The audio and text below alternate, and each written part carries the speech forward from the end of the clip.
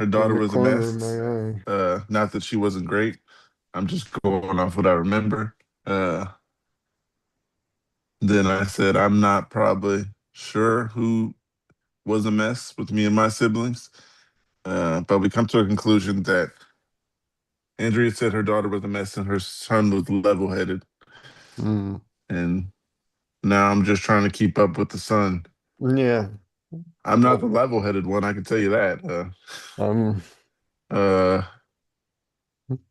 but I'm not a mess. Depends on who's measuring this mess Yeah. that we call it. Yeah. We were.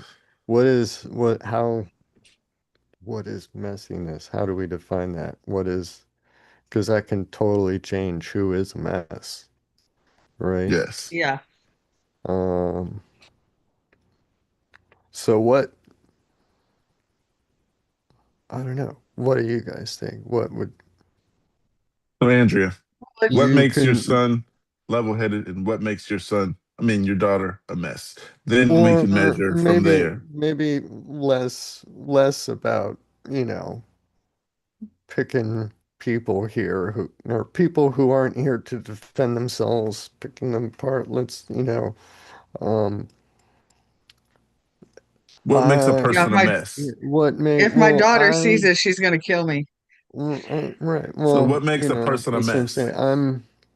I say I'm the mess in my family, and so what would make me that mess? Well, um, I mean, compared to my sister, I have had a lot more. Um, I mean, literal organizational problems. I am a messy person, all over clutter and stuff. Never been very organized. Um, but she's just kind of made the responsible choices at every kind of stage in life. She Mm. graduated and got married and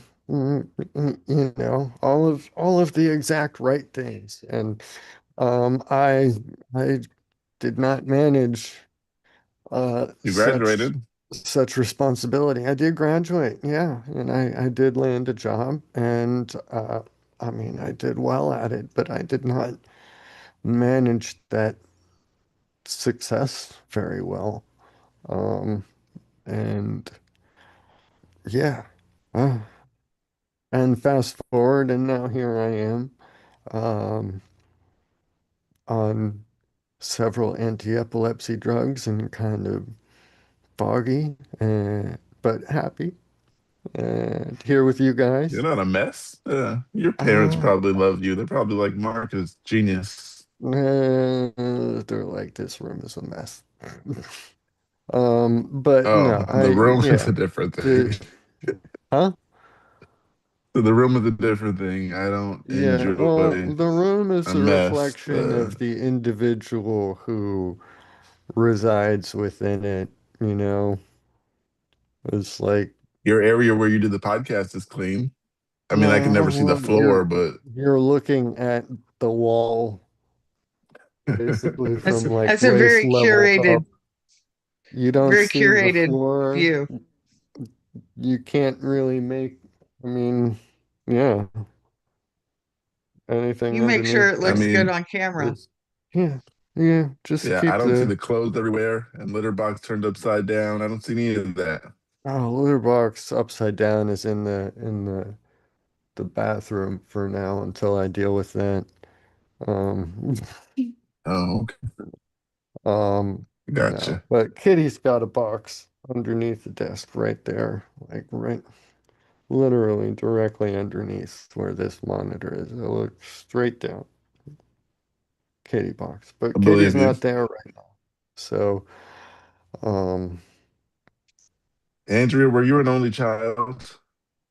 I'm an only child. Oh, wow. I'm my mother's only child, but I did grow up with sisters, two older, three younger. Yeah. And I was an only boy. the It's a unique times. thing. Being an only child is a unique thing. It I didn't is. under I didn't understand siblings at all until I had two children. And then I don't know, I loved seeing their relationship, but they cracked me up when they were younger. And Okay. I'm like, what are you doing? I don't understand. But I never had brothers and sisters, so that made sense that I didn't understand some of the stuff they were doing. Gotcha. But I would still say that I'm a mess. Just my health is a disaster, and I try to keep the clutter under control, but it doesn't work very good. Uh, since I'm in someone else's house, the clutter is very much minimal. Uh, maybe that's because I'm in someone else's house. Maybe if I was in my own house, it would be a mess. I don't know. But I'm a clean person that I know of. Yeah. If we're choosing who's a mess out of me and my siblings, uh, yeah, I gotta know what we're basing it off of, cause, Yeah, or yeah, it there's a lot depends of on, variables. yeah, it depends on who you ask, because uh, there's my stepmom, and then you could ask my father, or you could ask my mother, and you might get a different one from each of them. Uh, You probably would. everyone has their favorite. No, I'm just kidding. Um, yeah, there's like two that are running neck and neck for top. I could say that. Are I you think one I'm in of the those middle. two? No, not top two.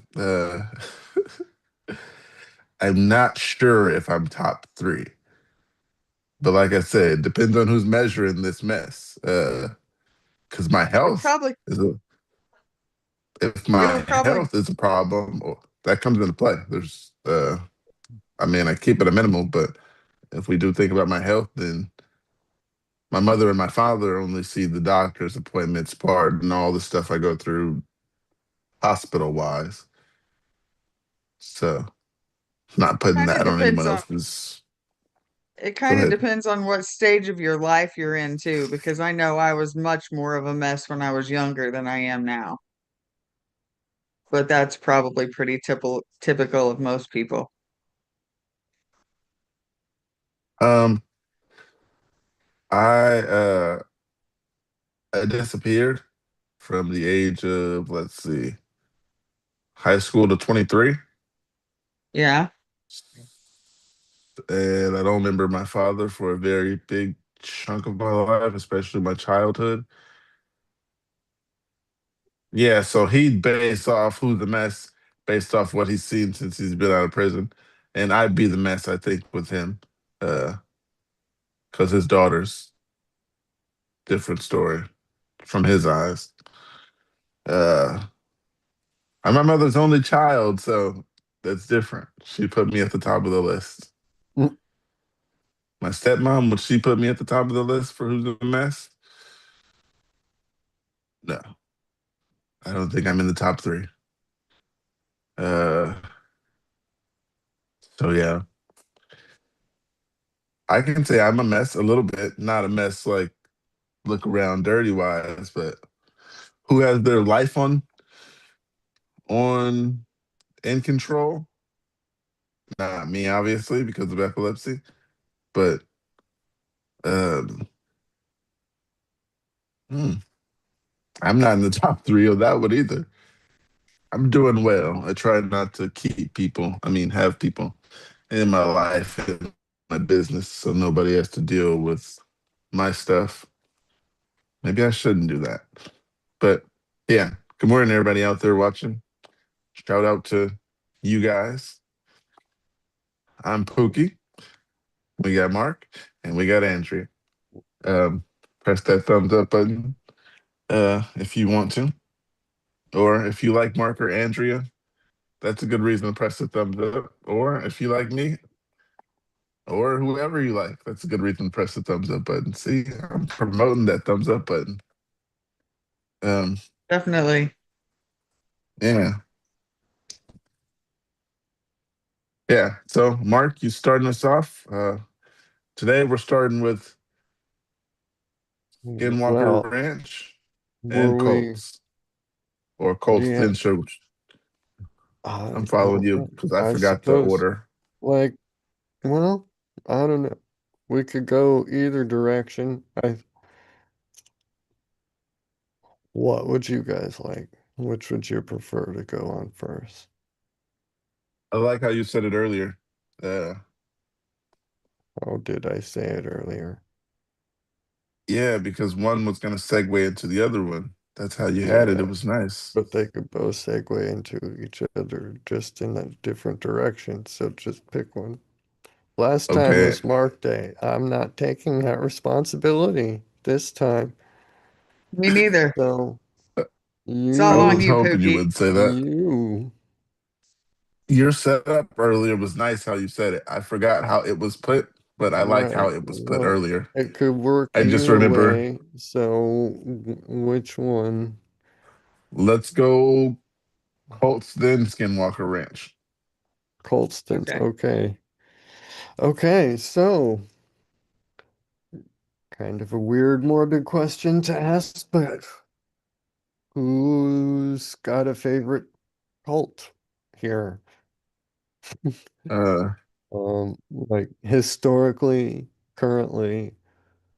Well, okay, here. How about this? First off, we should define what is a cult because that can mean things to different people, and some people throw it around a lot easier than others, and I think that there is an actual definition particularly used by law enforcement to determine whether a group is exerting um,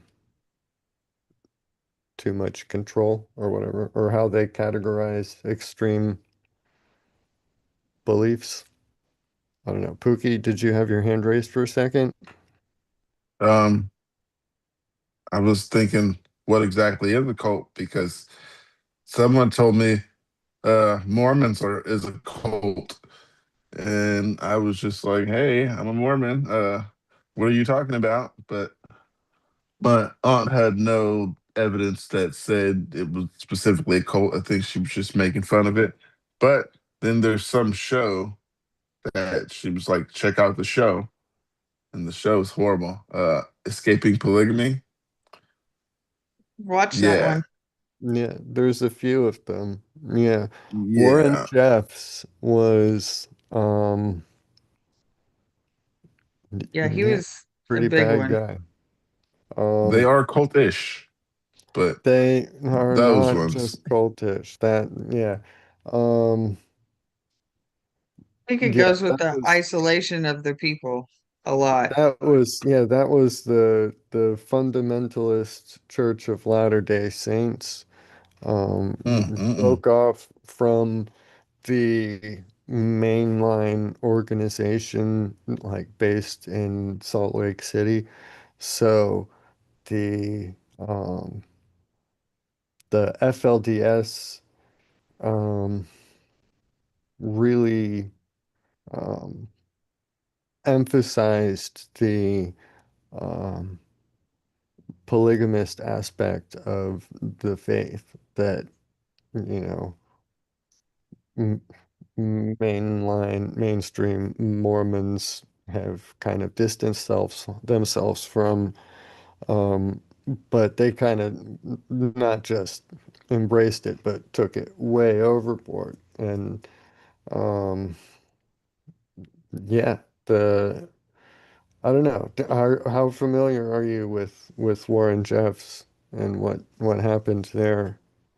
I watched the whole show, so I'm very familiar. Okay. Uh, the people I asked if that was true, they denied it. But that's what someone would do if they were in a cult. So I was there to practice and learn what it was because they were knocking on the door every day. And eventually I started reading with them, and then eventually I ended up in the church, and then eventually I ended up baptized. Yeah, the book was just a long book to read, and it all seems the same. But Mm. they denied any cult connections, but they did promote going to Utah a lot. So Not um, trying to give you a child bride or, well, they were trying to get me into BYU, which was a college, uh, I think, for Mormons, right? I'm not 100% sure, but they kept trying to I'm push me to that college. Uh, Not push me. They kept saying that it'd be a good idea. So take that how you want it. mm, From what I learned, they're not a cult, but the show, it does have some, it can make you think cult once you go get to know them. well, Mm, like Mark said though, they're like an offshoot branch basically of like mainstream, I yeah, think. yeah. And they Like had a lot of like interesting practices. yeah, like uh David Koresh and um, the Waco um that Branch show makes me Davidians. Ranch itch. Davidians. Yeah, it's just like they were a splinter group off of the Seventh-day Adventists. So, it's like the Seventh-day Adventists believe this thing, you know, take it for what you will. But then he went and he was like, I can take this and work with it. Go to the Went to the extreme with it. Right. Yeah. Um, and that was something here. I was looking over um just AI overview definition of a cult from Google's AI, compiled from let's see, Merriam-Webster, three other sources, but Merriam-Webster is the primary. A social group with socially deviant, extreme, or often dangerous religious, spiritual, or philosophical beliefs and practices, characterized by intense blind devotion to a person, idea, or object, and it typically uses coercive, manipulative techniques to isolate and control members. So, key characteristics include charismatic leadership, a living authoritarian leader who demands total obedience and is often considered the sole source of truth. Excuse me. Coercion and control, so the use of thought reform, brainwashing, psychological manipulation, and whatnot to manage behavior and belief systems. Um, Isolation and insularity. The groups um, isolate themselves, isolates members from friends, family, and society to make them dependent on the group. Exploitation. Uh, they're often um, financially, physically, or emotionally exploited to advance the goals of the leadership, and an us versus them mentality, viewing itself as superior, elite, or enlightened, while viewing the outside world as evil or lost. Um, so some different perspectives. It's got sociological or popular definition refers to new religious movements or small groups that diverge from mainstream society and are viewed as dangerous or sinister. So don't, it's a bit broader than that. Um, that more rigorous definition there. Cult of personality, in quotes, refers to excessive devotion to a leader. Um, Orange Man, MAGA, right? That's the big one that's been thrown around You most recently. Well, no, I mean you said it's it. no, it's explicitly been You said did. on mainstream media for as long as Trump started making those red hats, Trump's cult of personality and the MAGA following and stuff. Yeah, so cult of personality. Not not a cult by the bulleted listed definition there. There are um, you know, characteristics, charismatic leadership. Um, He definitely wants to be supreme leader. well, Take me to he your leader. wants to be a lot of things. Um, I don't know. Um, Dude, that's a funny, uh, dumb question. yeah, I don't know. Let's not go political. Do you Um, think he could control a cult when he I left don't, I don't, office? don't want to have to defend Trump. I don't like the guy. It was just an Mm. observation. Uh, I don't want Now to. you get all these thoughts in my head. Yeah, Because now, if he does get a cult when he's done, no. he's gonna have coins and buildings named after him and a passport I with his mean, face on it. his He's gonna be the signature. biggest cult leader there is. Yeah, his It's his signature's on a lot of signature. stuff. It's a limited edition of the passport only through the Washington, D.C. office. Good to know, because I didn't. And, Yes. and it only has Donald Trump's signature on it. It's entirely optional. He is not stamping his face on every single American passport being issued to every single American from this point forward, like Good Thank to it's been know. God. portrayed by so many. No, it's a limited little thing, kind of, for I did read a lot his of left-hand personality articles, so cult followers to, you know, pilgrimage to Washington, D.C. to get their papers from Dear Leader. Um, I love how you put that. yeah, um, uh, you're great. Everybody watching, press that thumbs up button, subscribe, press that little um, bell, and yeah, yeah, I'm yeah. some of the things you said. Mm, I might have denied for a while, but I was not in a cult. Believe that. They didn't get me to the base. I Mm. kept asking about Utah because that seems like the hub because everybody's always going to Utah. There's some people that stay there and some people who stayed there for years.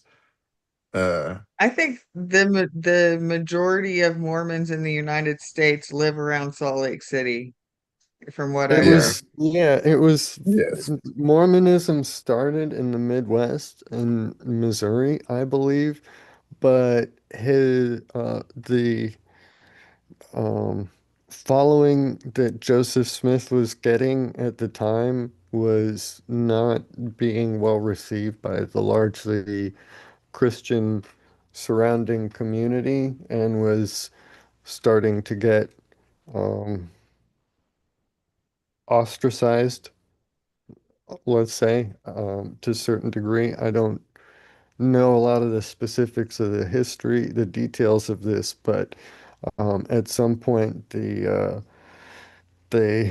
you know, gather up and the bulk of them, you know, migrate out and get as far as Utah. And they're like, well, people will definitely leave us alone here. There's no, you know, no Christian traditionalists around to object to our plural marriages here. Um, Not even any federal government, so to speak of, to deal with. So, yeah, it was, I mean, Utah was the center of Mormonism just pretty much by de facto. And then that's where they built their main temple right there in Salt Lake City. So I think all of the others everywhere else are kind of modeled on that same um, same building. Uh, I will say that I did see Chasing Monogamy before before I went to the church. Um,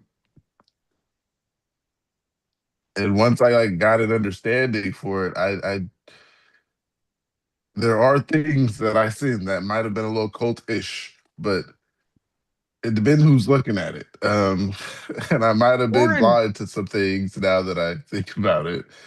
But Warren Jeffs took it to a entirely new level though, and yes, separated off his, the those communities. FLDS, right? And they had their communities, and he was like running the whole thing and telling people who to marry and when to marry, and Well, and a lot of people focus on the child brides, which are important for sure. Not at all to minimize that, but um, kind of in the process forgetting about, for every one of those child brides, there was, statistically speaking, a male born somewhere in that community. And when like the top two or three leaders in the community have between 20 to 40 wives each, um, you kind of got to get rid of a lot Mm, of male competition. So a lot of the young boys in those communities were just left out, kicked out, left alone, penniless, dropped somewhere, with nothing to show for, no education to speak of, to even, in some cases, a birth certificate to, you know. So yeah, I think it was there was a documentary, The Lost Boys of Polygamy. mm. I think I've seen that one. Lost Boy, yeah, Lost Boy. Do you guys think Mormon maybe California has fundamentalism is different a Mormon? term used for young men who have been excommunicated or pressured to Oh leave wow. polygamous Mormon fundamentalist groups. Although sometimes officially accused of apostasy or disobedience, it is thought that they are mainly pressured to leave by older adult men to reduce competition for wives within such sects, usually beginning when they are between the ages of 13 and 21. So, yeah, it's um it's a problem. Uh, And like I keep thinking there was some ways now that I'm seeing, like looking back on it, could have been a little cultish, but I never like the stuff I seen on TV. I never seen anybody like dating their not dating their daughter, but a family member and stuff like that. The leader, I mean the pastor, um, he was cool, but then he just like moved on to go do like TV stuff because it was a huge church and he was really animated and talking. Then eventually he did that for TV or something like that, they said. Uh, and he was very rich. Uh, Did he practice polygamy?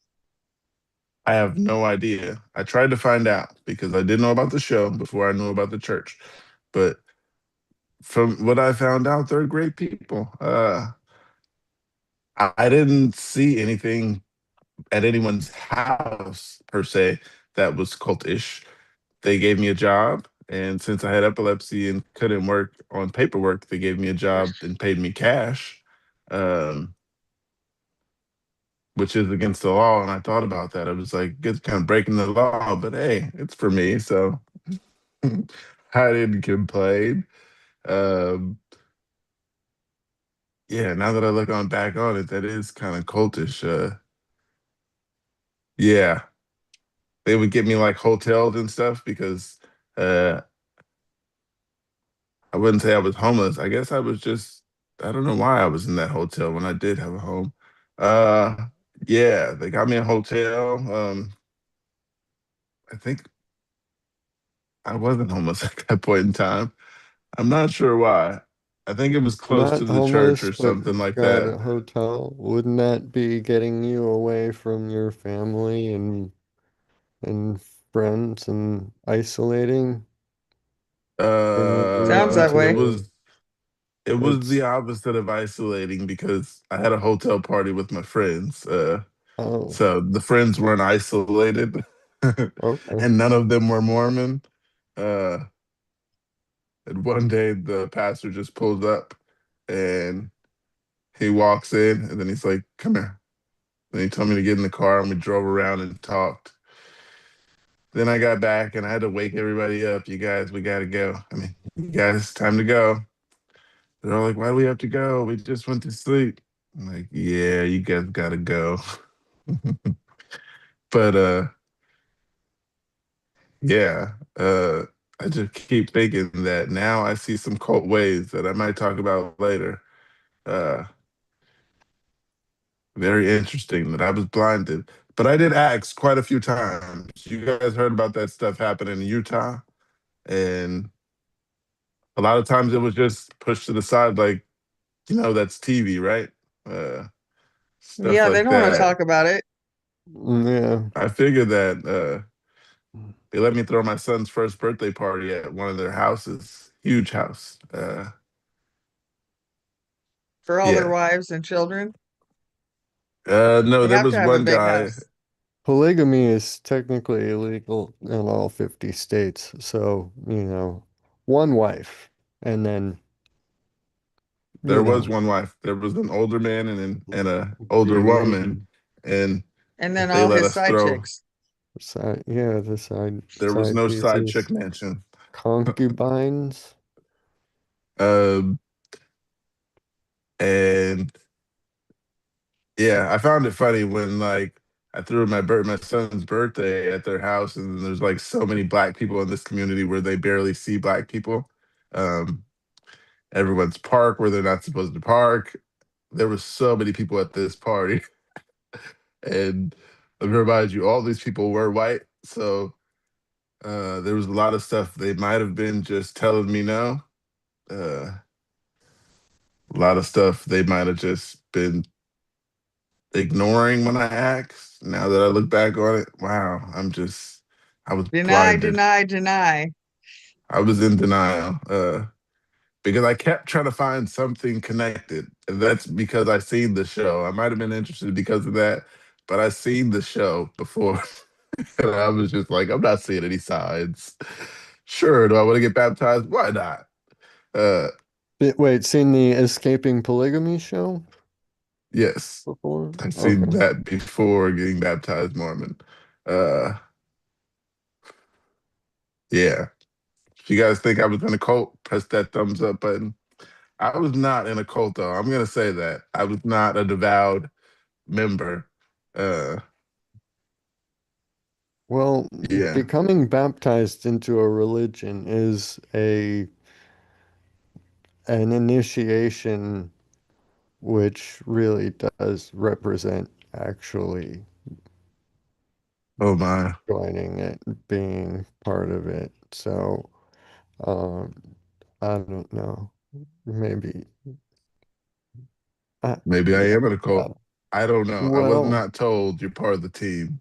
the individuals who baptized you would probably consider you to have been Mormon from that point.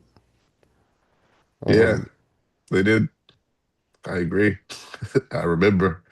so yeah, you, Uh, uh yeah. I had my own life at that time. I was selling weed at that time, and yeah, I wasn't a devout member. I just enjoyed the people that came and spent time with me every week. Let's read today. And they had come every day for so long that eventually I just allowed them to come in. Uh, They were brainwashing you. mm, Maybe not well, so that's much not because what they would say, right? Ministering. uh, Oh, I guess I did add on to the size of the cult, but I didn't practice. Yeah, I seen some weird shit. Uh, Probably have to not say live, but nothing that. Oh man, it's hard to explain with those people. With people in particular. Uh, I'm trying to place my words carefully. Um, I'm just gonna say I don't remember being doing cult like things. There we go. I didn't do any cult like things. I didn't do any parties where somebody else time to get sworn in or anything like that. Go in the forest in the night in costumes, none of that stuff. Oh, yeah, that's all just Hollywood Movies. tropes and whatnot. And if anything, that's more paganism than any sort of cult. There's a lot of, you know, Wicca and nature worship and various like various individuals drawing from pagan traditions from, Nordic countries and whatnot who hold, um, you know, solstice and Um, equinox celebrations in remote areas and do a lot of different stuff. So that's um I don't remember why I started going off on that, but mm, can you explain paganism to me? paganism is I mean it's the basically think the religion of the Romans or the Greeks, um, you know, uh, multiple competing deities with distinct personalities that you go to for different, um, you know, you perform certain rituals and offerings and sacrifices and ostensibly in exchange for some benefit, you know, sacrificable at this statue of, you know, what whoever. I mean, I didn't get to biblically, sacrifice anybody. biblically in throughout the Old Testament, the the God of the Jews is Yahweh, and the primary foil, competitor in that region at that time, and the closest religious competitor, the Semitic region, was Baal, Baal, and Baal was a storm god, um, god of rains and everything. So they would make sacrifices to Baal in order to ensure rains and good harvests and stuff. You get rain, you get harvest, you get life. So Baal was kind of a big deal. Um, so um, that would be paganism, the Nordic gods, Odin and Thor and whatnot. That's another pantheon of pagan gods. Um, so paganism is not so much a specific religion as it is a category for, you know, broadly speaking, non-monotheistic, non-Abrahamic monotheistic religions. Um, I mean, Zoroastrianism probably wouldn't be tossed in as paganism. It's generally called monotheistic. even though it's a little somewhat, I don't know, arguably it's more dualistic, and they believe there's a good creator God and then a bad creator God that's they're eternally in opposition. So that's different from the monotheistic concept that comes from the Abrahamic religions. But the Hindu pantheon, for instance, could also be called pagan from a Christian perspective, especially from a medieval Christian perspective, the large pantheon of many different gods, a whole hierarchy and various roles and power clashes and everything, as recounted in the Bhagavad Gita, which is the scriptural text for Hinduism. And yeah, that's so yeah, Okay. I don't know. It's kind of a all over the place definition, and I mean, I'm sure probably somebody who hears it will get pissed off. Um, because I don't know. I think it's impossible to say anything on the internet without pissing somebody off, but that probably pissed Hmm. someone off. Um, I will say that I didn't get to sacrifice anybody. Um, yeah, you wouldn't. None. Hold on, I'll be right back. I'm listening, but yeah, that part I don't remember. I didn't. Was never invited. They didn't Might have invite missed you out to on the that part. sacrifice. They didn't invite me to the sacrifices. I don't know if there was a reason for that. Maybe I would have spoke about it. They foreseen it. Uh,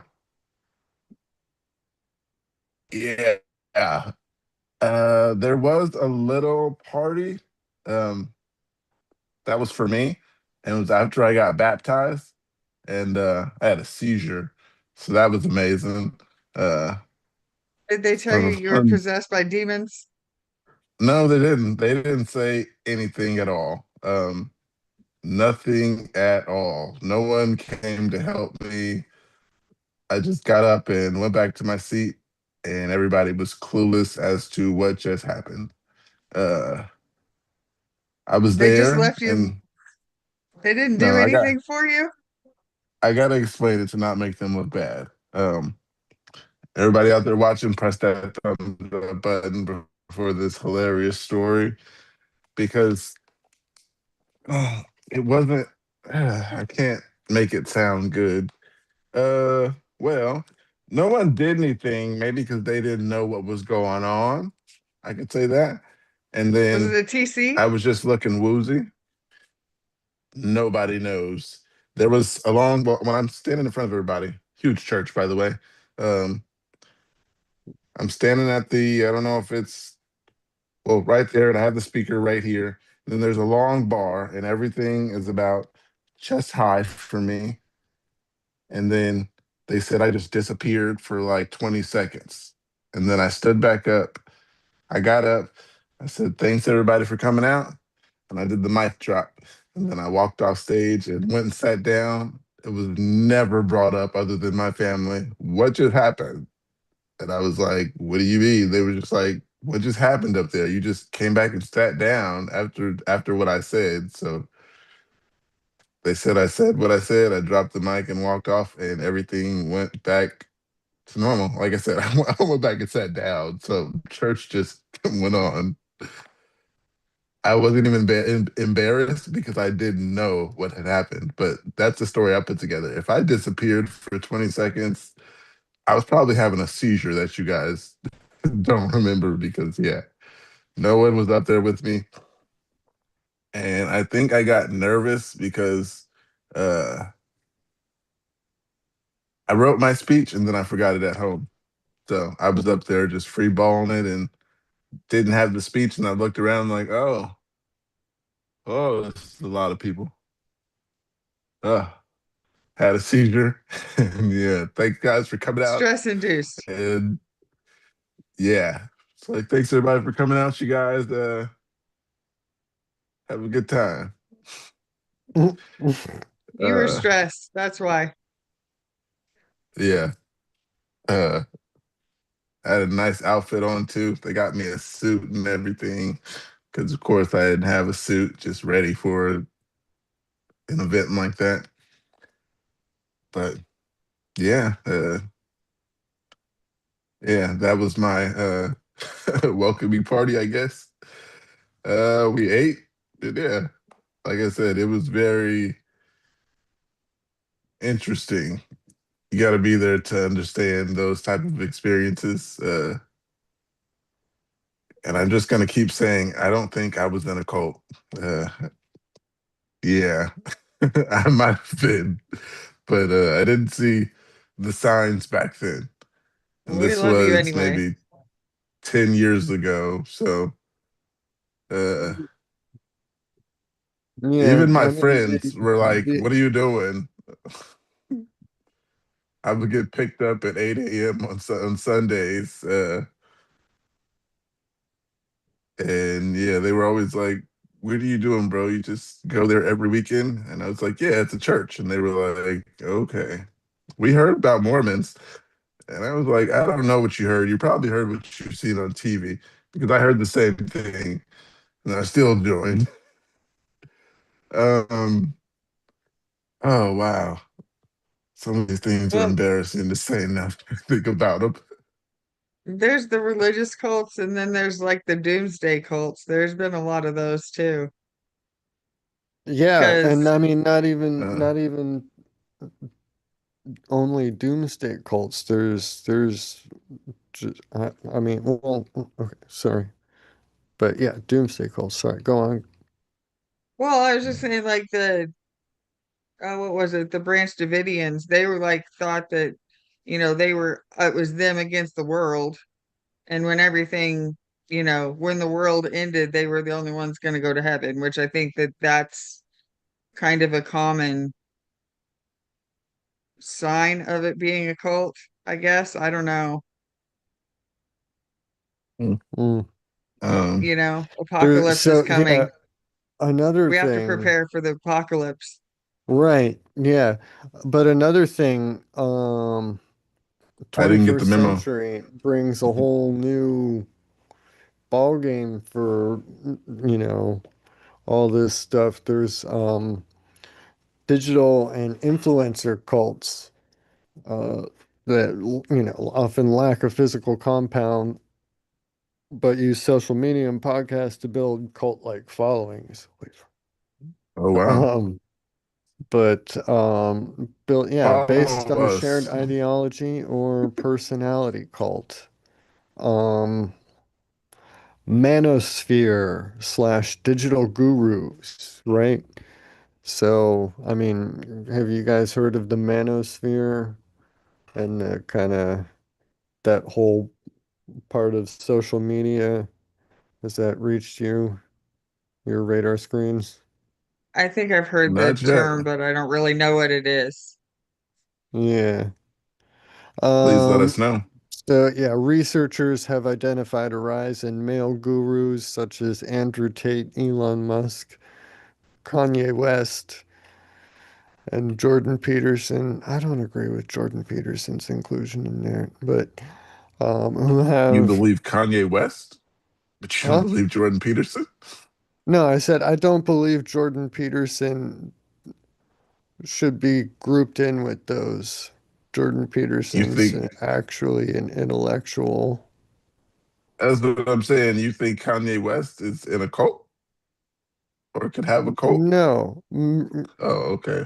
Kanye Just, West has risen as a digital influencer, male guru, um, speaking out to and tapping into a quote crisis of masculinity, which, um, I mean, yeah, well, I guess I can see Jordan Peterson being included in that, but not with the other two. Andrew Tate is absolutely like toxic masculinity. He's like the hard. red pill, like, um, Found him interesting. Uh, huh? maybe that I kind of found him interesting. I'm I not mean, he trying to says, be like him. I'm just no, saying he was s- interesting to watch. he says things that seem internally coherent, but I mean, when you, as soon as you like start to pick it apart and think about it critically outside of the lens of his own following, it becomes pretty clear how um,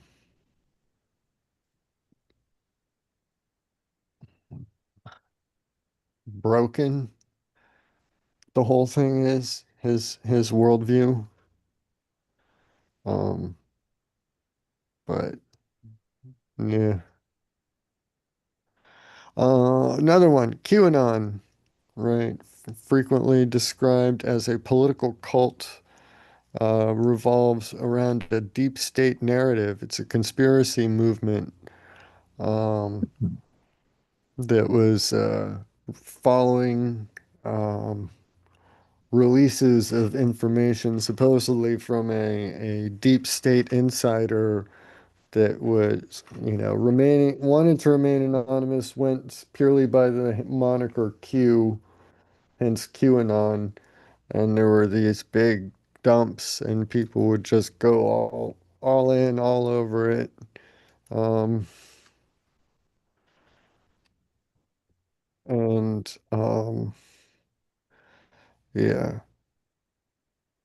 baseless far-right conspiracy theory and political movement created on the false belief that a secretive cabal of Satan-worshiping elites operates a global child sex trafficking ring. Followers believe that President Donald Trump is secretly leading a fight. Whoa, kitty. That Donald Trump is secretly leading a fight to expose and dismantle this network. Right. Uh, the Q identity emerged in 2017 when anonymous users known as Q, purportedly a government official with high-level security clearance, Q access, as it's called.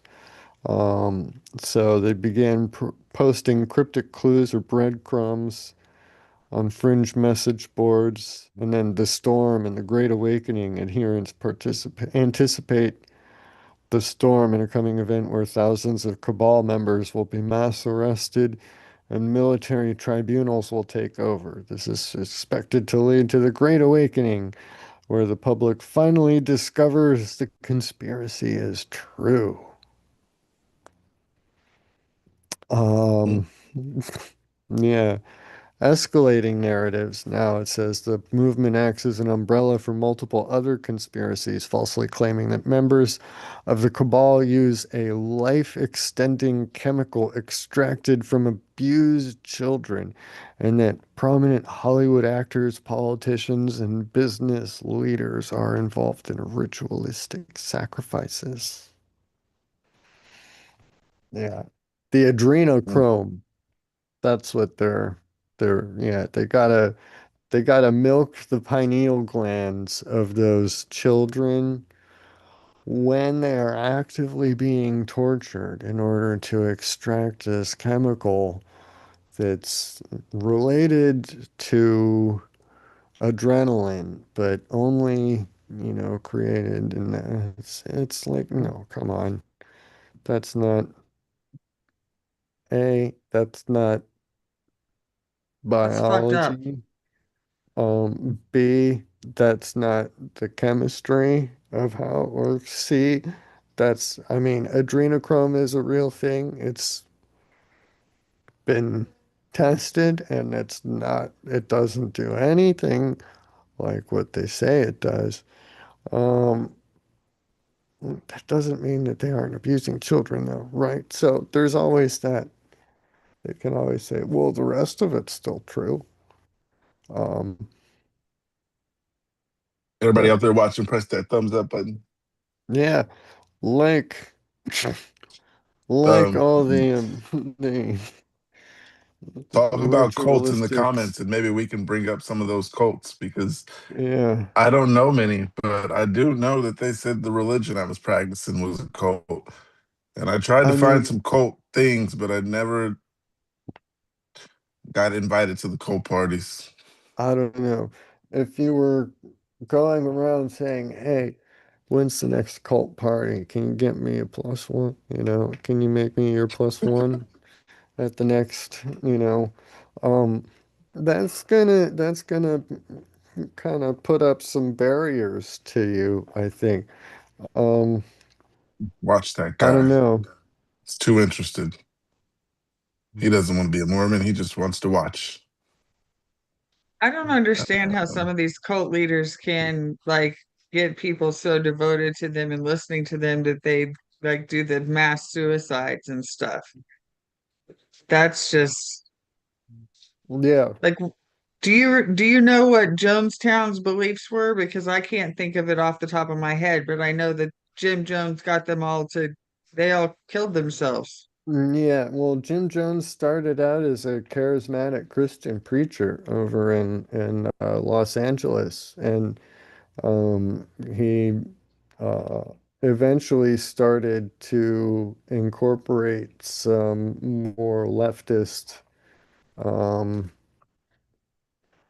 uh, political ideology into his whole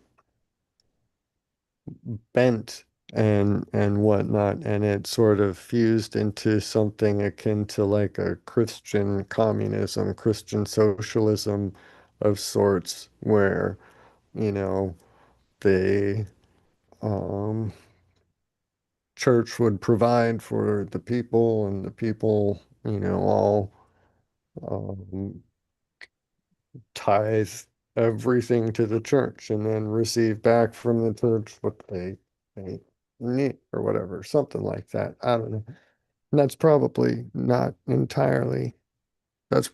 a gross mischaracterization. But there was a lot of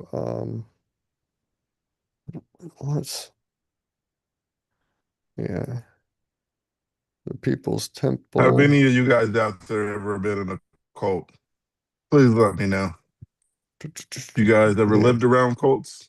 I'm curious. You ever been in a cult? Please let me know. I So would yeah, like to get invited to the party. as a child, Jim Jones, it says here, was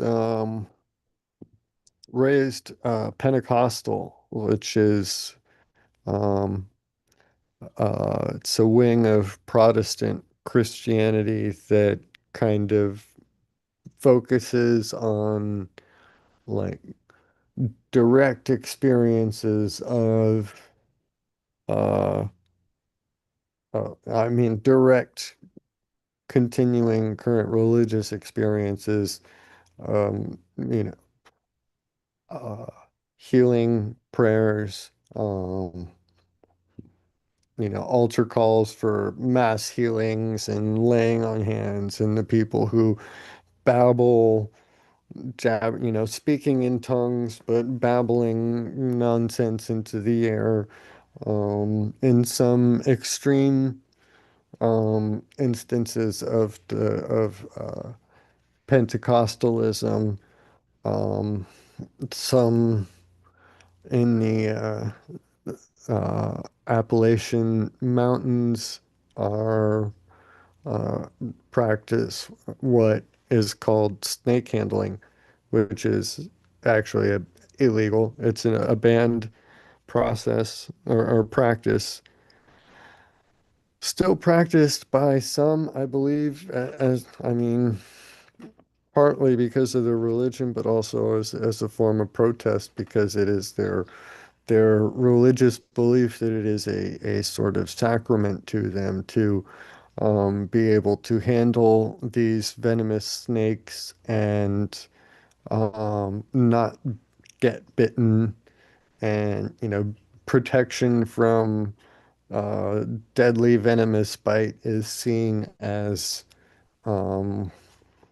indication that one is within God's good graces, And if one is bitten, um, then, you won't die if you have faith, right? God If will protect you. God will heal. Yeah, yeah. Um, or the getting bitten is seen as, you know, God's rejecting, showing, your faith is not right. So that's why it's kind of there've been deaths, like several dozen deaths at least within the 20th century that are documented. How many just went hush hush unreported? Um, but yeah, so um, um, Have you ever got an invite to join a clan? clan, Or no, not a clan. What was the word we were using? Uh, Cult. cult.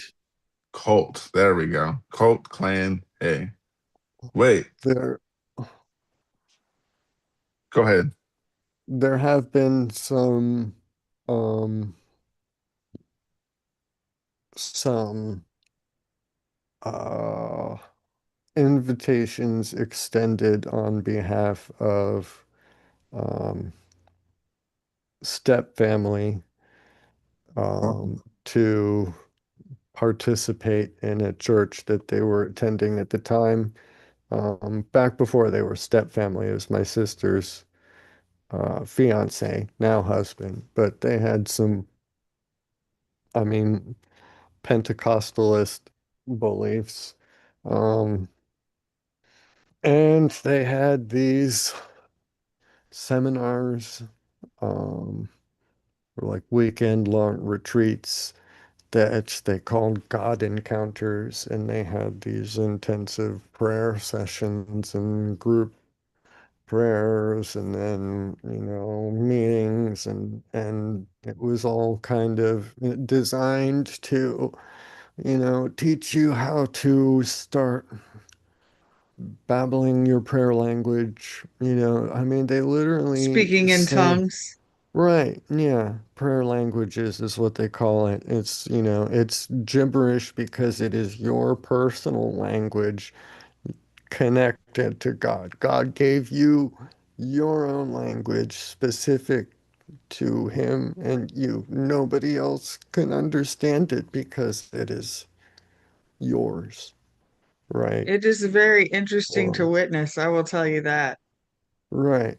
But they were encouraging It's people, when you start out, you'll feel weird. You'll feel stupid. It's like, this is not, there's nothing, I'm not, but you just gotta make a noise, bah, bah, bah, bah. um And then you start adding on. Then you eventually get to, and this guy just started showing off his whole imagined, invented little conlang thing. It sounded like Elvish. So, I mean, uh, um I don't know. you I just keep don't making me more and more and more confused as to if I was in a cult or not. really. Um we went on those weekend trips quite often.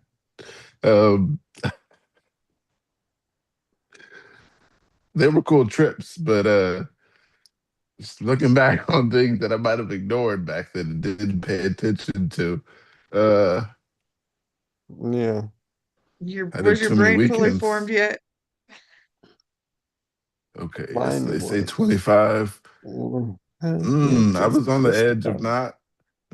Wait, I was no, like actually, 26. They were trying to brainwash you before you fully matured. yeah. Uh, We're just trying to brainwash you as soon as they could, period. Yeah. Yeah, But it's probably easier with a not fully formed brain. yeah, but Oh, my I uncle mean, went too, they did a lot and of, my son's mom.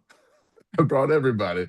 Well, no, he brought them because they used to come talk to him and pray with him um, weekly, and then I end up joining the conversation because I'm passing through the living room, and they're like, "Hey, you want to read with this?" And for so long, I was like, "No," and eventually, I was like, "Why not?"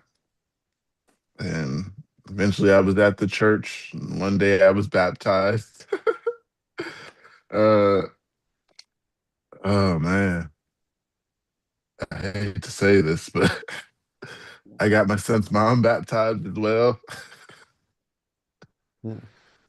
I was just inviting people to a cult. I didn't know. Well, Um, at least you weren't out on the corner passing out flyers. Like, what didn't Manson do that? Have his followers go like pass out that's flyers and messed recruit up. people on the street? I wasn't in a cult. I'm just saying that, or at least I I didn't mean, know. I'm throwing it out there. I I would hesitate there. I don't think that street preaching is necessarily something that should be linked and tied up with cults I see what you're saying. because I you understand. know there's a lot of good faith street preaching, um, There's a lot and of there's a lot recruitment of in a cults, lot though, of yeah, there's a lot of that could, cult recruitment. Yeah. right, and that Um, could appear to be street preaching. I'm not saying they all are cults, but yeah, yes. Well, one big warning sign is if you see a UFO hovering with the tractor beam over across, um, I didn't get to go to the ranch. um, but yeah,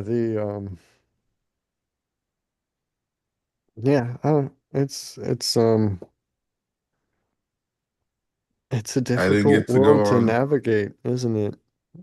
The Yeah, world they were of telling me about religion and trips that they beliefs. went on. They would Yeah. tell me about trips that they went on when they were younger and did work in Brazil and stuff. And I'd be like, wow, just amazed at that stuff. I mean, I was 25 past that age. So they were telling me stuff that they did when they were 18 to early 20s. And Yeah, they missionary were in the trips. thick of it. Yeah, there we missionary. go. Missionary trips. Yeah. Um, I ignored a lot of signs. We went on a boat one time. It all sounds funny when I say it out loud now because I didn't pick up on things that might have been a little cultish. Uh, yeah, there was some money around. We went on a yacht one time and went in the little Bay Area. Regular church though, but they had a yacht, or maybe the Somebody city did. owned. Somebody had a yacht. Um, As most churches are wont to do. Or yeah. right. I didn't pay for this trip either, so Mm. I might have. I'm thinking so many things now. Love bombing. I was I just think we so blew angry. Pookie's mind. Mm. Right. Some of the things that were said, I was just like, wow, okay. So we did go on a lot of trips, but I thought we were just going on trips. I thought I was just given a job and paid cash just because they liked me. Oh, they Uh, liked you. They wanted you to be part of the group. uh, yeah. They were trying to save your soul. Shout out to Plus, everybody out there I don't, watching I us. mean, Don't join cults, everybody out there watching. well, Press thumbs up, though. Don't what, Mark? You said don't, Yeah, I don't, you were don't. don't gonna say. want to bring it to a racist place, but I don't think I've ever known any other black Mormon. It was just me. It seems like it's an overwhelmingly white person religion. It It's like was. the quintessentially white. person religion was what Mm. I thought. Um, everybody there was white, but there were days where another church would come and they're Mormon too. And like I said, this was a huge church, so there was enough space for another church to come. And they were Polynesian. Oh, Uh, yes, so they do practice it too, not just white people. But okay. the church that I was at was just white people. Yeah. You knew me when I Well, I came in mean, because I was the only one that was black. So, the religion was, emerged out of the that demographic there, and um kind of for a long time remained pretty insular in the Utah area. Didn't have a lot to do um, by choice. Chose not to have a lot to do with the rest of the country for a while. Um, so mm, um, yeah, I've always assumed that that was part of what led to that. That meant that there wasn't a lot of ex-slaves looking for employment opportunities in Utah. There'd be a warmer welcome mm. south towards California, Nevada, New Mexico, maybe. Um, or not warmer welcome. Not like they would be kicked out, but um, the Mormons were mistreated by their neighbors, like I said, in when they were over in the Midwest. So they moved out further west to, get Hey, away everybody, from leave that. us alone. Right, yeah. Um, so um, yeah, naturally a bit more insular and distrustful, but uh times change. Yeah. Mm, Uh, I yeah, said that a lot. People used to tell me you're in a cult, and um, I yeah. would just be I like, wouldn't "Time to change." I know what we've seen on TV, but I met these people, and they're pretty cool. Uh, There are I Mormon probably cults, ignored the just like signs. there are Christian cults. Not all Mormonism is cultish necessary, right? And not all Christianity is cultish. It's the organization, the application, the structure, the control exerted. There's a lot of characteristics that are not necessarily that do not have to exist um, simply by virtue of the Mormon scripture or faith, right? It's just interpretations and reading into it, onto it, right? So, um, yeah, Um, there's always when been I was a lot of distrust of Mormons. I've never known a mean-spirited Mormon, though. me either. They are always the most wonderful, kind-hearted people I have ever dealt with, and I have never felt anything Me but too, blessed to have known any of them that have been in my life. So, um, including me. yes, yeah, Absolutely. I just want to put that out there. Anything that might come across as hating, no, just observations. And,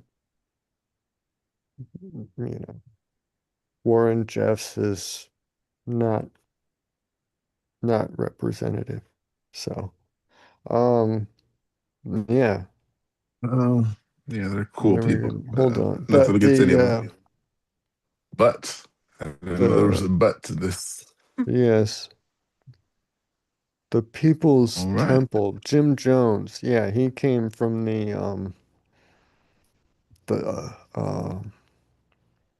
Pentecostalism. So really um like animated charismatic preaching and stuff, firing up the crowds and everything, performative and whatnot. But um it's a branch of Christianity that believes in like ongoing, continuing spiritual, like supernatural spiritual gifts. Like some people think that they have a gift of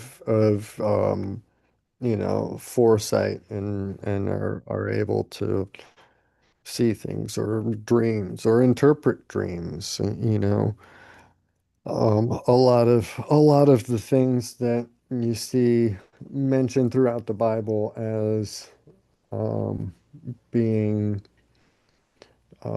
things that only prophets had done.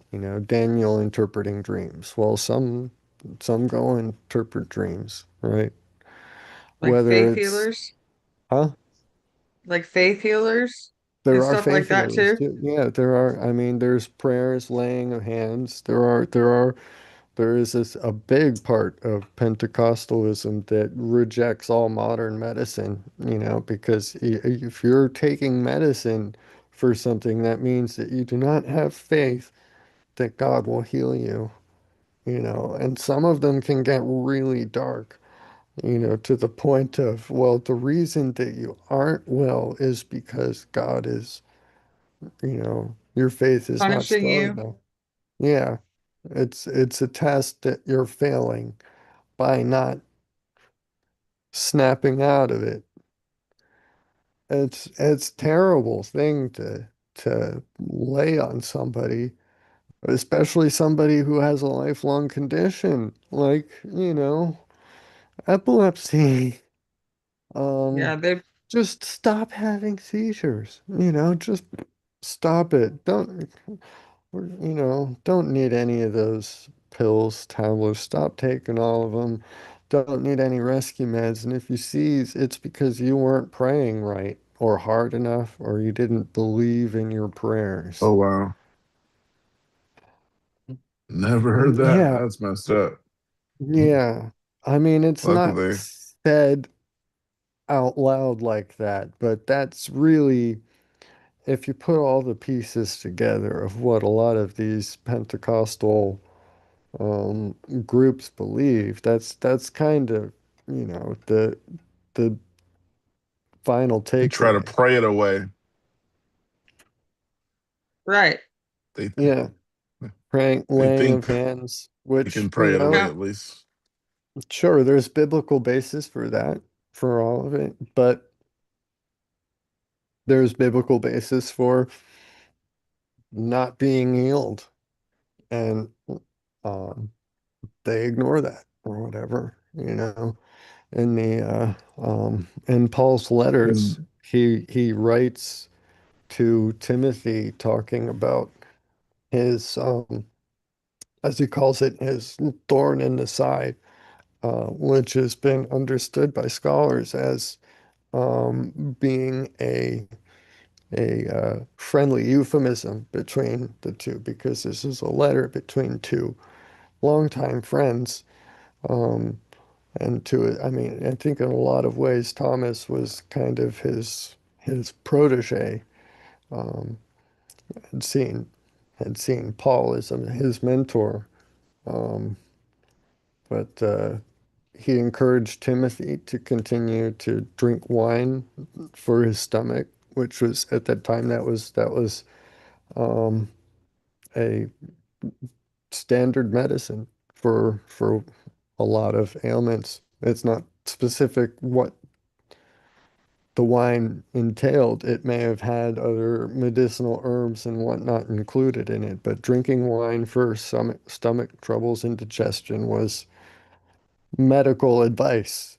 And Paul saying, his ongoing thorn in his side, even he was not healed um, miraculously just at the drop of a hat. He wasn't spared the suffering, you know. None of us are guaranteed to be spared suffering or poor health or anything. So, um, yeah, a lot of those promises coming from a lot of these churches is really one of the big red flags to look for. Prosperity gospel is the Um, big one, big heresy now these days. there was one you said, a church that they like UFOs or they have something like that. I forgot the Oh, words you used. which one? Heaven's Gate. There's a Heaven's There few. you Gate's a Yeah. big go. one. Yeah, Heaven's Gate. Mm, That was Marshall Applewhite and Bonnie Nettles led that Yeah. one. Oh my goch. Have you listened to Oh, the I did some research on recordings? that. Or Bo and Doe, right? Yeah, Their something like names, that. their alien names, as that the aliens gave them, right? Yeah. Yeah, they were going Um. to ascend Oh, into an alien Doe, spacecraft. Doe and T. Marshall was Doe, Bonnie was T. Yeah. Heavens. I was looking at this website for the Heaven's Gate. I was trying to see if they'll let me join. Oh, okay. Well, yeah, it started all the way back in 1974. Um, and here, let's see. Huh, they first met in 72 and they decided between the two of them that they identified each other as being the two witnesses of the book of Revelation at the end of creation or the end of time, right? And so they ended up attracting a following, several hundred people in the mid 70s. 76, a core group of a few dozen stopped recruiting and instituted a monastic lifestyle. So yeah, they bought a house and started living together.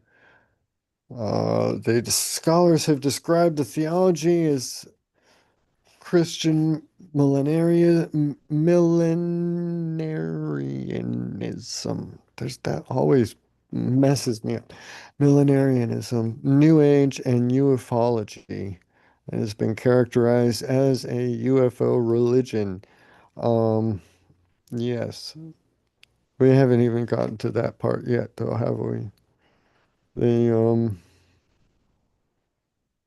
but their core belief was that followers could transform into immortal extraterrestrial beings by rejecting human nature. They would ascend to heaven, referred to as the next level or the evolutionary level above human. Um, and then Bonnie Nettles died of cancer in 1985, which threw off their whole thing. It can't be the two witnesses if there's only one. So, um, they originally believed they would ascend to heaven while alive aboard a UFO. They came to believe that the body was merely a container or vehicle for the soul and that their consciousness would be transferred to next level bodies upon death. So that was the emergence of the really dangerous part, the really dangerous thoughts, next Wasn't level body. If they're waiting, expecting to be abducted, that's fine. Let them wait until they die. Um, if they're looking to die in order to get there, or if they need to die in order to get there, and getting there is their ultimate goal, then, you know, didn't they believe that they were going to be like picked up by the comet, like Haley's comet or something? And then yeah, that didn't happen. Yeah, yeah, yeah. Well, no, that's the thing. The comet Hale Bopp came around and approached, um, yeah, let me see. In yeah, 1997, um, skipping through all of this. So Yeah, the let me, website that was interesting. I'm trying to it's find a the link to little, join. yeah, it's a little, but they committed suicide, right? Yeah, 39 of them Um, committed So, suicide in 97, so, it says. so who is still actively maintaining their website for them? Well, they somebody have a didn't believe website. and didn't commit suicide. They're But against they, suicide.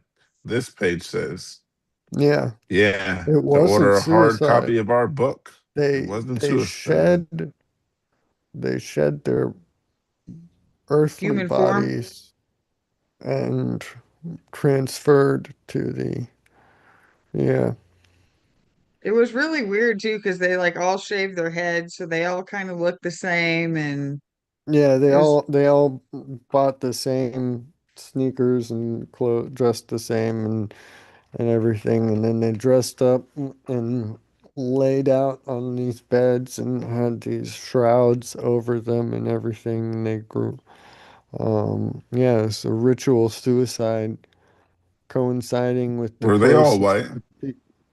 Uh, I do not wait a know. second. This sounds like some white people nonsense. It's asking. It's out of I curiosity. mean, yeah. It was a bunch of white people nonsense. Um, I I hadn't thought about it, Think but they yeah. let me join? I mean, you reach out, see if their website admin No. gets in touch. Uh, Um, no, it's already in my search history. That's as far as they're gonna get. yeah, I mean, I still haven't found the link. I mean, that would be interesting to call and talk to someone and see what they really believe in. It's actually a link here asking me to order a hard copy of a book. Not gonna do. Why is this book for sale? Not yeah. sure. The aliens Uh, did it. yeah. Last chance to evacuate the Earth before it's Before it is recycled. recycled. In 1996, that videotape play was, and then oh man, planet Earth about to be recycled. Your only chance to survive. Leave with us. October Also, 5th, 1996. it's also the title of a song by a band called Porcupine Tree on their album Mm. Lightbulb Sun. It features audio recording of Marshall Applewhite dictating out his message. That's Yes. creepy.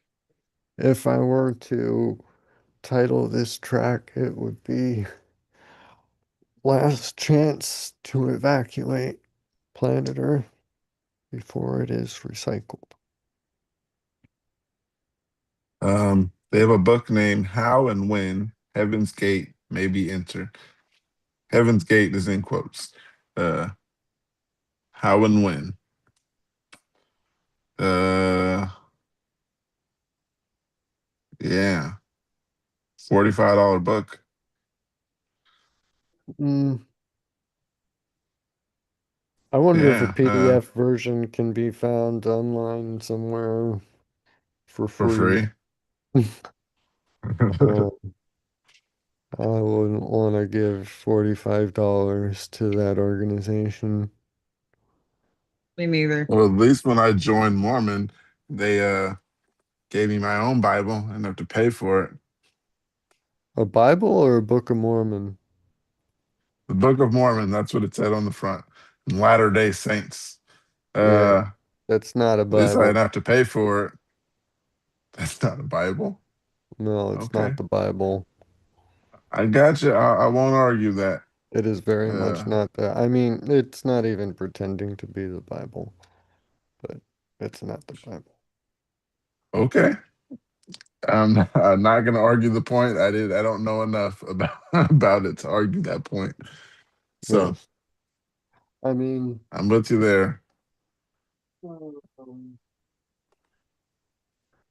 Thumbs up, everybody out there watching.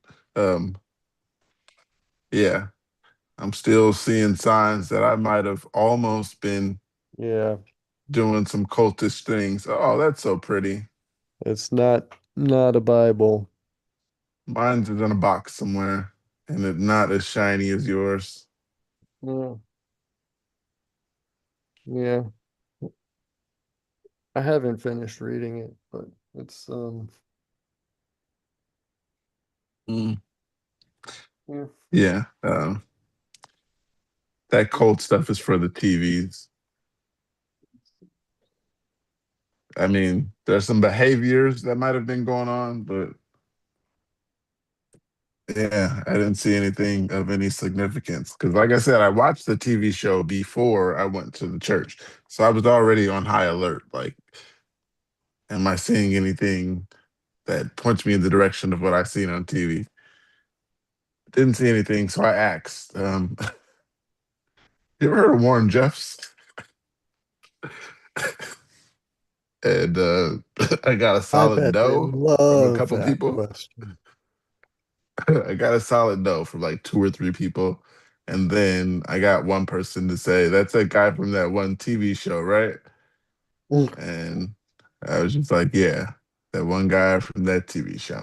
Um, Escaping polygamy. yeah, no one, the conversation didn't go further than that, literally. No, It was like, the guy from the TV show? Oh, yeah, all right. Um, yeah. and the other ones were like, nope, never heard of it. Mention polygamy in that room and see how quiet everyone gets. Oh, I did. That's the name of the show, so I had to bring it up. I was like, Right. Yeah. the people who were asking who is Warren Jeffs, what are you talking about? I was like, there's a show, Escaping Polygamy, and it and it kind of Dead makes them seem silence. like a cult. Yeah, everybody's eyes on me. I was like, but those guys are a cult. I made sure to specify that we are not a cult. Those guys on that TV, yeah. I pointed it out, but that's just because I was so curious. And yeah, I you mean, can request for materials can be emailed. You can email them. Okay. It's in Arizona, so I'm not joining because I'm not going to Arizona. Uh, okay. Um, mhm. Arizona, isn't that no? Where's oh, when we gonna lean into Skinwalker Ranch once we talked about Heaven's Gate? Do they Well, believe in now aliens you or mentioned what's it, there's going no on? reason not to lean into it, right? Good Yeah. point. Yeah.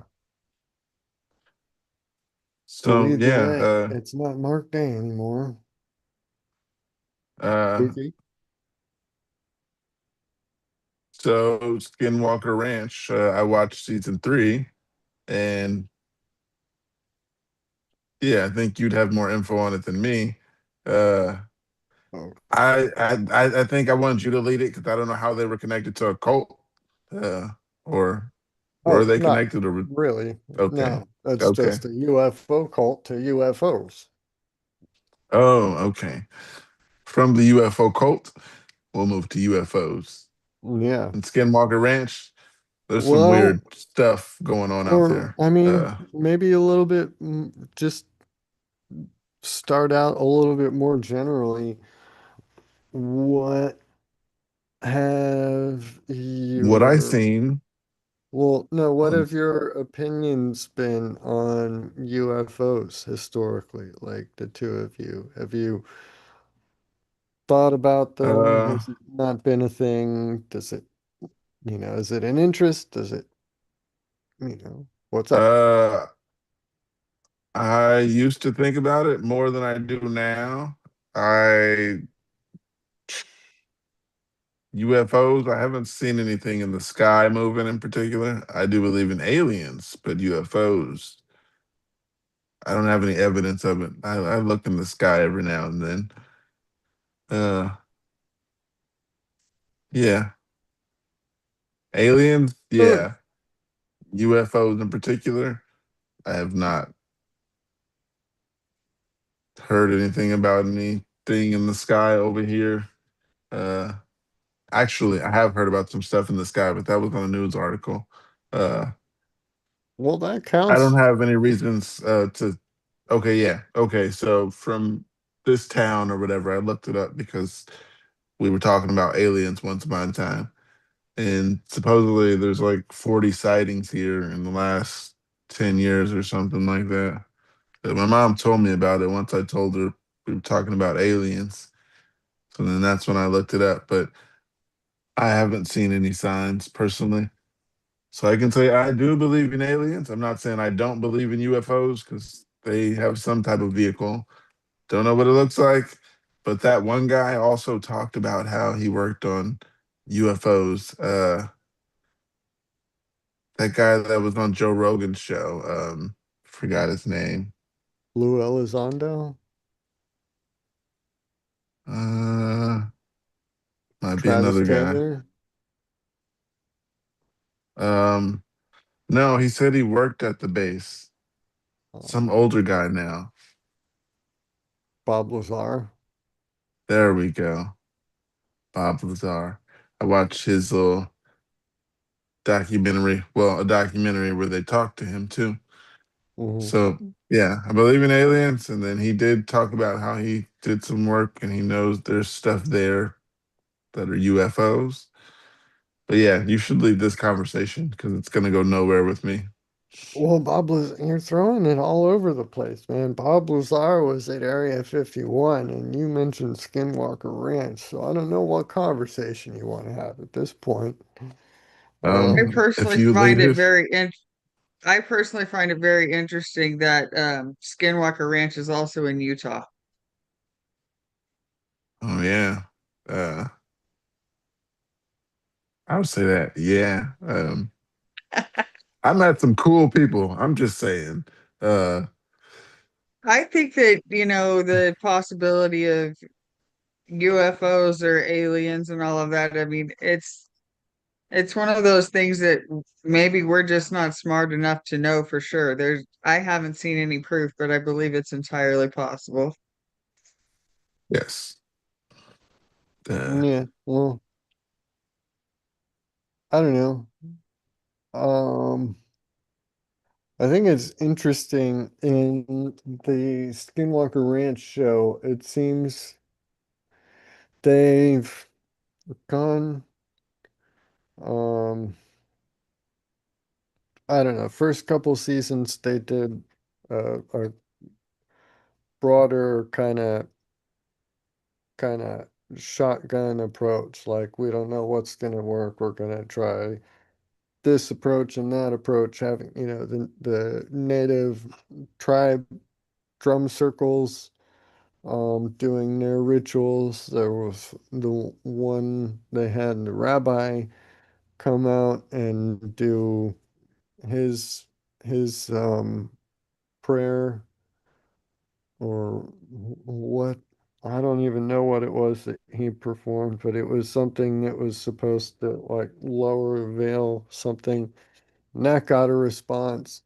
The drum circles and whatnot, they've had responses and stuff. Um, Rockets, drilling, all Rocket. Well, kinds of no, stuff. but they're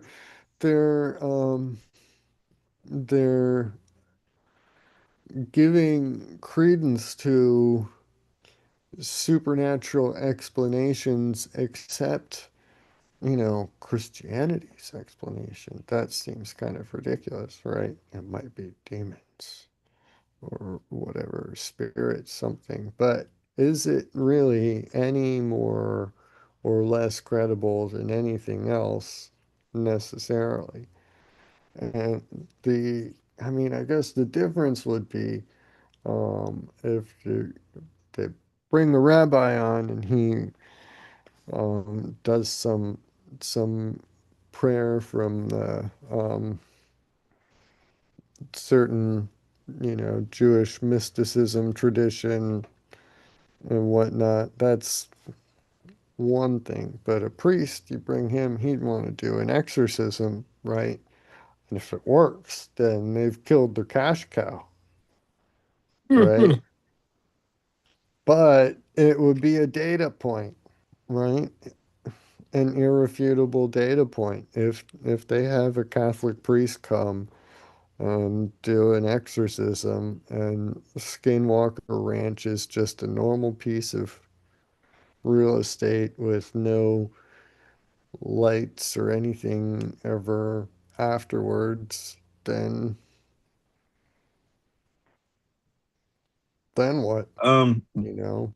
one thing that came to mind was, what is their budget for that show?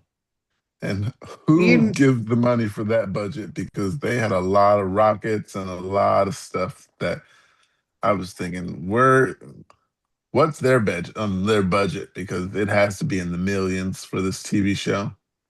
Yeah, Oh yeah, all that those that guy companies was super rich.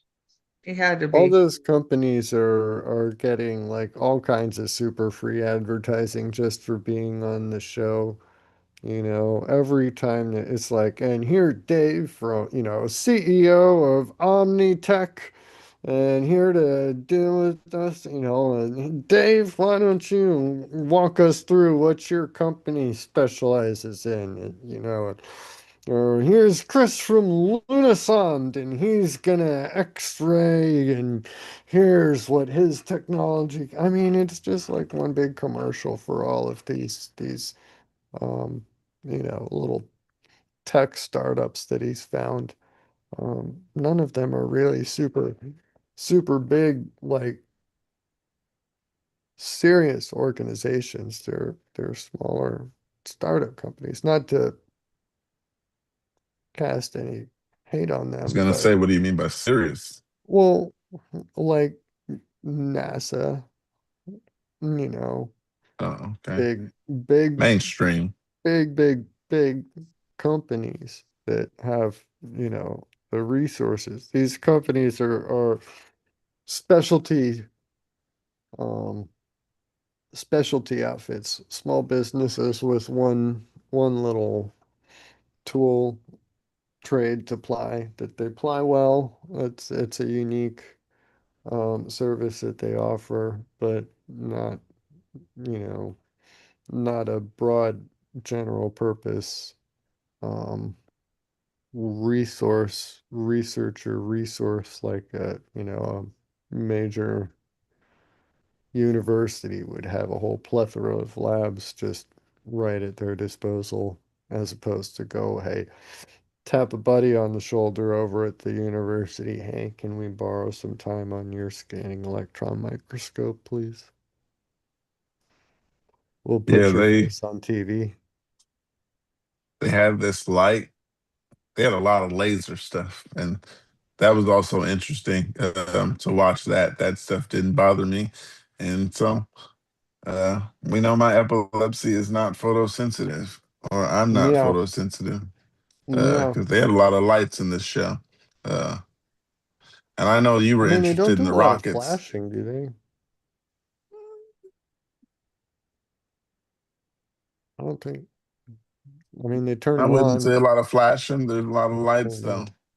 or you might But see the lasers and a lot of stuff, but not flashing. No, yeah, no strobing effects or anything that I mean, not that I I don't can recall. suggest an epileptic watch it. Don't test through. Yeah, at your own risk. I suggest watching The Secret of Skinwalker Ranch. There you go. I I didn't don't say It it, was so very suggest it was very against interesting. I don't suggest against epileptics watching it, be careful. as I'll long say. as they are aware to do so at their own peril, like with any other TV show. But it's no more likely with this show than any others, I think. Well, just Uh, because I have to disagree with you. Uh, Yeah. You see Smokey the Bear on my shirt. I like it. Smoking the bear. Yeah. Um, yeah. I remember when uh, he was a big deal when I was a kid. We don't use him anymore. Yeah. He was an Did influential Smokey person the in my Bear childhood. become politically incorrect at some point? There's gotta have, there's gotta be somebody who got pissed off at Smokey the Bear for like, I don't Yeah. know. Now drugs is a sickness. It's no longer an addiction. He's sick. He's not addicted. Uh, so yeah, Smokey the Bear, everything he said means nothing basically. Yeah. Those people are sick. Uh, yeah. It's like with everything else, people have softened up these days. Uh, Yeah. but yeah, cool shirt. So I Smokey the grabbed it. Bear, Walmart. created in 1944, faces controversy primarily for his long-running "Only You Can Prevent Forest Fires" campaign, which ecologists argue promoted total fire suppression, leading to overgrown, unhealthy forests and more intense, catastrophic wildfires. While credited with reducing accidental ignitions, this Smokey Bear effect has been criticized for ignoring the ecological necessity of small natural fires and for contributing to modern climate-driven fire dangers. Yeah, yeah, I don't remember that. yeah. It's a lot. I mean, yeah, when when people weren't in California, right? Periodically there'd be forest fires, right? Normal. Yeah, Clear stuff out, stuff burns. Some new plants will only grow, like some pine cones will only open from the heat of a forest fire. Some ways it's the only way to get new life, to continue the species, is to burn out the old. But the they do. um, the push, the ecological push, and the environmentalist mindset at the time was forest fires are destroying a precious natural habitat, and preserve the habitat at all cost. Um, Mm, but you know, once that gets, way, way, way overgrown, the underbrush gets so thick and starts to get so dry because all up the top canopy prevents a lot of the rainwater from reaching all the way down to the floor forest level. So it's a tinderbox, once that starts, once that gets going, that's why we have these big, massive fires. It's the fire control policies of our grandparents' generation, and the emergence and I mean, yeah, the emergence of ecological science um, driving uh, state policy um, that started sowing the seeds for mismanagement and now catastrophes. And so we Just gotta makes me let the think of when they burn the fields around here after harvest. yeah. mm. It's a little less. Well, yeah, it's not the same as a big forest fire, but they have to do that because that helps, if I remember right, and I may be wrong, but it's like it kind of like revitalizes the soil for next year's crop. Yeah, yeah. I mean, yeah, everything that I mean, you don't need the carbon there. Carbon they get from the atmosphere and stuff, right? So let the carbon go away, but it all of the everything else, it's all right there. The ash, there's a lot of potassium, um, and it just gets, yeah, stays there in the fields as opposed to getting baled up and carted off for feed or biofuel. Um, Freaky to drive through, I can tell you that.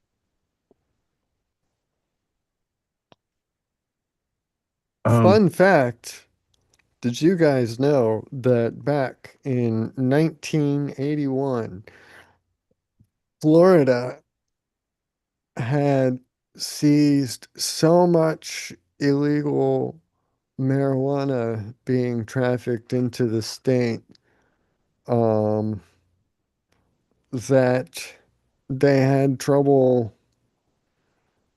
getting rid of it after it had been processed as evidence. So they ended up actually bringing it over to Florida Power and Light and had Set it on fire. the power company burned tons of like good bud for electricity. That's interesting. The 80s were crazy, man.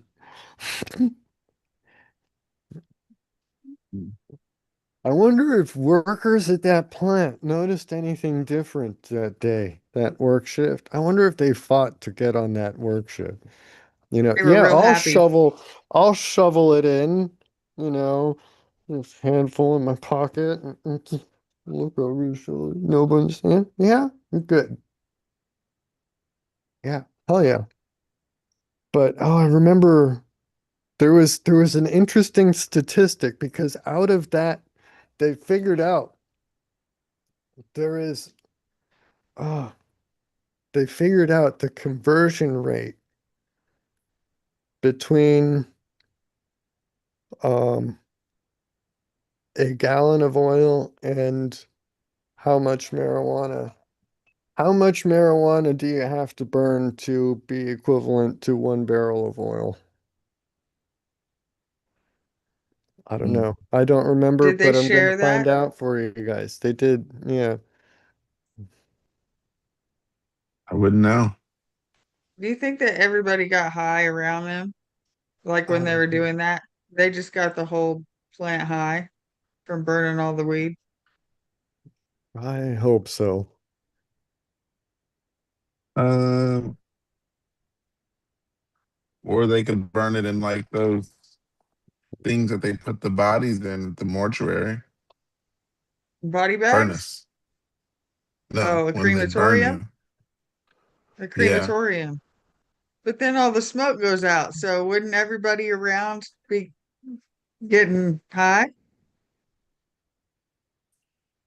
Well, I mean, that's better than smelling a body. So I would say so.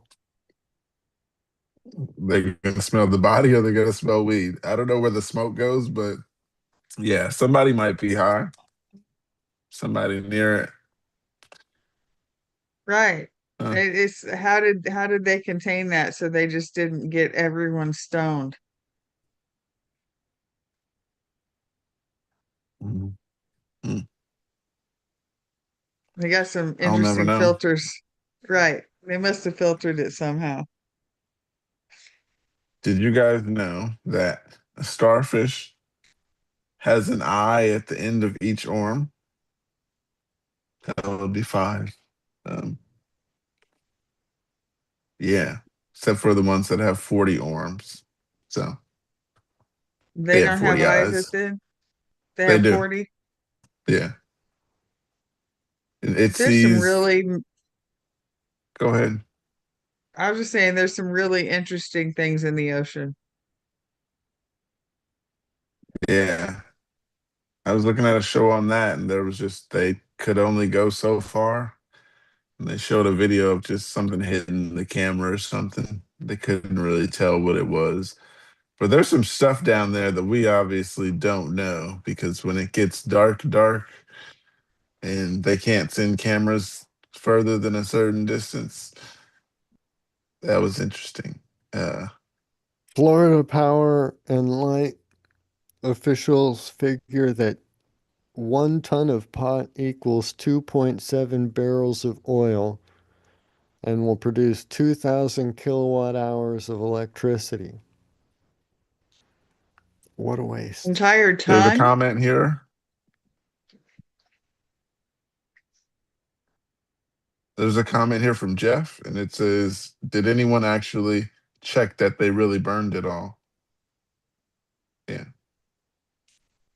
I mean, when the amount you're burning is measured in tons, I doubt they kept that strict of an accounting of it, you know. Some of it, They might have some of lost a it, few ounces some of here and it there. went by, some of it went unaccounted for somewhere. Yeah. Yeah, some power company workers had a couple party nights at least. Mm-mm. Mm. Um, do you But guys know yeah, the for a while chances of a burglary? in 1980s Florida, marijuana to smugglers was called square grouper because the cartels would grow it and take these old tankers, haulers, whatever, and stuff, load them up with bales and just sit 50 miles offshore or whatever. And fisher boats or yachts and stuff would make the run out to and from and try to get back past the Coast Guard and whatnot. And if the Coast Guard um, spots you, you got to make a run for it. Try to get away. But start lightening your load too, so Mhm. you're dumping Cost. these square bales of cannabis overboard. So some actual fishermen end up reeling in kilogram bales of marijuana. Square grouper, they called it. So, do you report it to the police, bring it in and report the evidence, or do you become a smuggler yourself and just pack it in the cooler? And throw a party. So, yeah, They're hoping that everyone did. They didn't really have a way to check back then, did they? I mean, there's no way. I said back then. I don't know when it was, but yeah. Yeah, 80s. It was, yeah, 81. Oh. Um, Mm. well, beginning in 81. Well, beginning in 80. It's a complicated history in the state of Florida with a lot of factors. But the Mariel boat lift in 1980 was a big one. Um, uh, there was a severe economic collapse in Cuba in 1979, 1980, and unemployment was sky high, and people were um, wanting to leave the communist regime. There were no other options there. It was a single party state. You live under communism, and that's that. Um, so if you were unhappy about living under communism, um, Fidel Castro gave a point, like capitulated, maybe came to a point where he's like, okay, if you want to leave Cuba, you can. You can leave from the port of Mariel and you have between this day and this day to do it. And so a bunch of Cubans flocked and got on whatever boats they could, however they could, whatever they could manage to bring with them. But ever the opportunist and never truly altruistic at heart. He wasn't just letting all of the disaffected um, and unhappy people go, which he saw as a positive. Also, they were just going to cause problems if they were unhappy there anyway.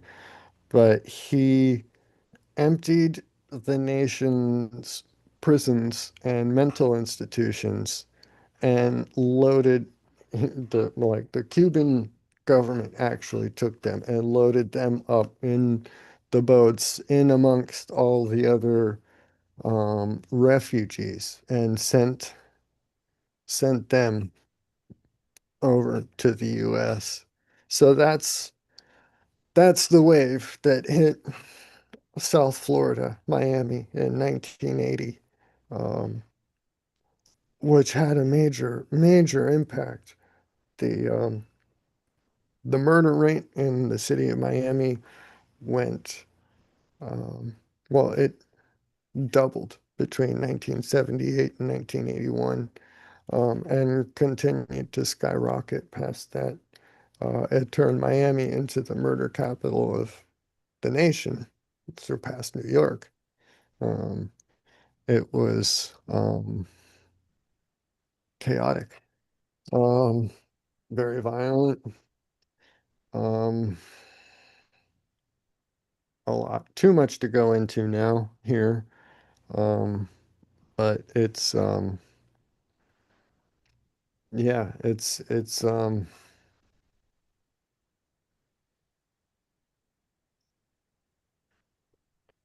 I don't know. It's difficult. It's a difficult thing to deal with because at the time also there I mean this was all just dropped into um a law enforcement apparatus at the time that was not built for this massive influx and stuff. So um there was a surge in crime. There weren't enough police to enforce it. And there was a massive shift in the crime demographics. So while it may seem like I'm saying that they were all criminals coming over, no, that's not the case. But it was found, and this is from like a 1981 um, Department of Justice evaluation. It found that approximately 50% of all violent crime committed in Miami in 1980 was committed by Cuban exiles. Um, and a large majority of that, or a large percentage of that, was against fellow Cuban exiles. So it's a problem in many ways, in many senses. It's a humanitarian crisis in like every direction it can be viewed from. So, yeah, that's a bizarre turn to have taken from where were we coming from? Um, UFOs. Oh, fun facts, yeah, I another had some one. And interesting audio, uh, but might save that for another time. I was talking to a girl who told me that she read an article where a guy talked about how epileptics or being epileptic, how you can be a cult leader. Um, I have to get this audio for you guys. Um, give me a second. Go ahead and talk about what you were talking about, Mark. But oh, I was just going to talk about needing she a asked me not to needing a post the pee break. video, but I have the audio. So, Somebody just sent this audio to you.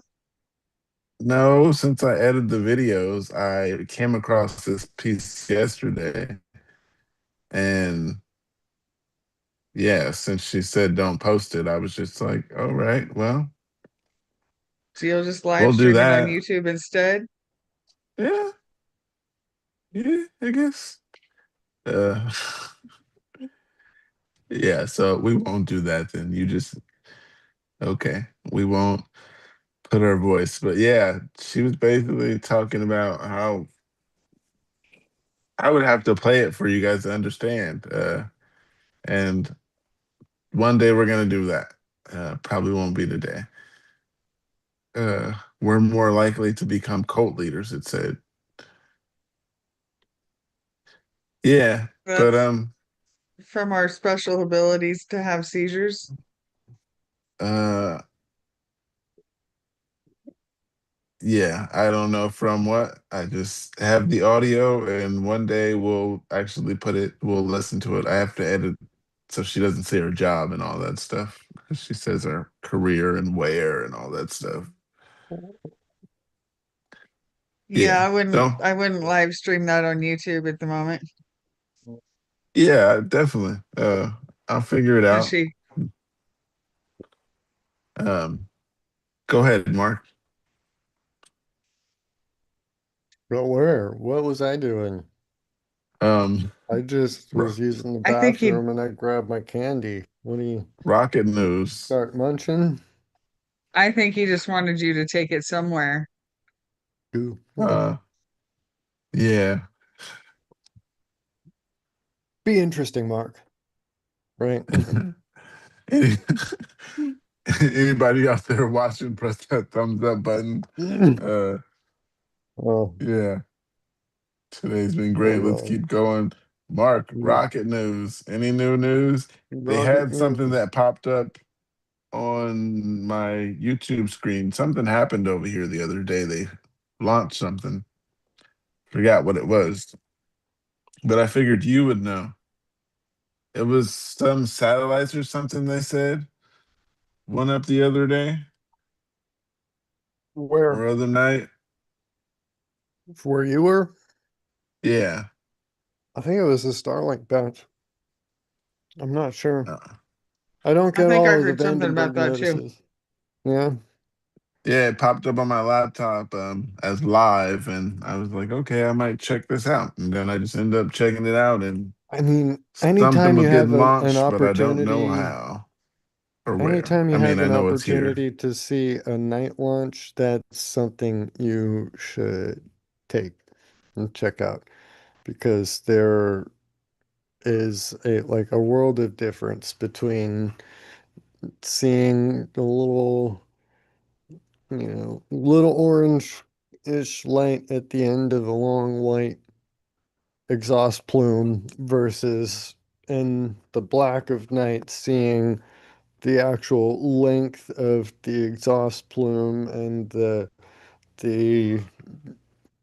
smoke behind it all being illuminated and actually see the rocket itself lit up by the exhaust plume behind it if you're close enough or if you have binoculars.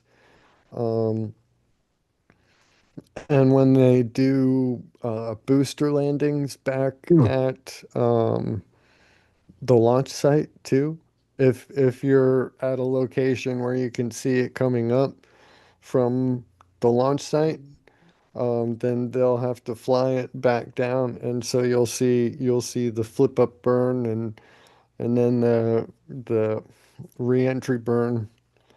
Even if you're too far away to see the suicide burn slam at the end, but um, Still yeah, amazes me that they can do that and just bring it back and land it. yeah. Well, interestingly enough, that got me um off on a little YouTube tangent for a while, watching Rocket News and other stuff. That plus watching Skinwalker Ranch got me like really missing. Back when I was, I don't know, between ages 8 to 14 or so, I was into model rocketry, and Yeah. Ooh, I yeah, so man, all of those nice rockets, rockets on Skinwalker Ranch. huh? Nice rockets on Skinwalker Yeah, Ranch. I could build some nice I knew you'd be rockets for interested them. in that. Those were huge. Uh, Yeah, yeah, I wanna build their rockets. I could build better rockets for them. I mean, it'd take some trial and error. I'd need to catch up, but I have some ideas for better rockets to better test rock. Yeah, because they're just basically just sending up little, simple ballistics, but their sensor packages are not doing any. I mean, they're not. I don't know. They're not doing much more than just sending out a like a GPS um signal to find him or whatever. Um, what about active control on the rockets? What if they give it actually controllable, guidable fins, tail fins, canards, make it a guided rocket, as opposed to just shoot up and rely on aerodynamic drag for your stability. Um, there are hobbyists on YouTube who have successfully built model rockets that do a hop and land like SpaceX Falcon 9 rockets do. Which is really cool because you ever notice that the new rockets that they're building that are all landing themselves, coming back down, those boosters, no tail fins, right? Hadn't noticed, No. but I haven't watched many of them. Check it out. Notice that, all of the old rockets back in NASA's old times, they used tail fins, even, Saturn V, tiny looking tail fins compared to the overall size of the rocket. But, you know, They don't yeah, do that but anymore. not with these rockets. No, what they do is an active control system, a feedback control, um, entirely run by the rocket itself. It's got an onboard computer that runs and crunches these numbers. It's got sensors, a sensor array package that is designed to detect the orientation of the rocket and how it's doing, how it's flying, provides whatever input variables it needs.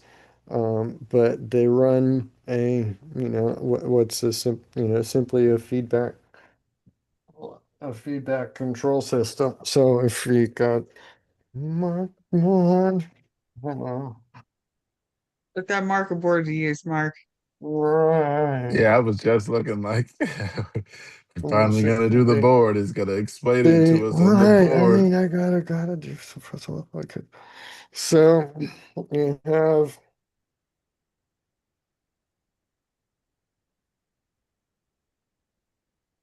okay.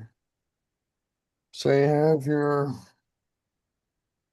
How do I do this I mean, I'm trying to think. If I do it I can't do it as a block diagram without explaining the whole idea of block diagrams. But you have a, let's say, a control input, right?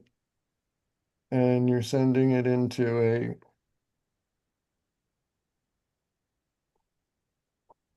man, how to do this without, I'm gonna well,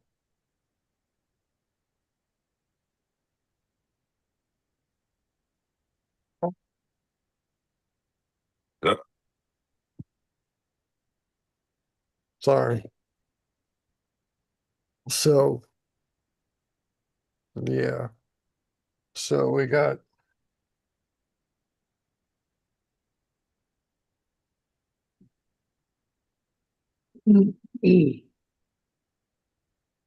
Fun fact: the chances that a burglary will get resolved or will get solved is 1 in 7. So if you get robbed or your house gets burglarized, you might not catch anybody. Just be prepared. That's not surprising, It's, really. and it also says in the U.S., 12 to 14% reported burglaries get solved. Hmm. Why you should But have that cameras in your doesn't, house. or you can help catch the person. Like if you have the most clues, like when you got home, this was moved and this was moved. Yeah. Because the cops, I don't think they're going to put in as much work as you would. Yeah, they don't want to get your PlayStation or TV back. well, yeah, I guess.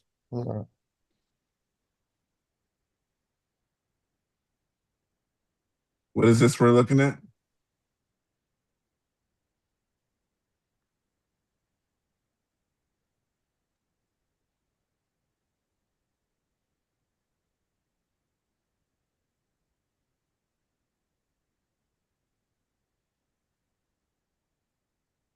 Hmm.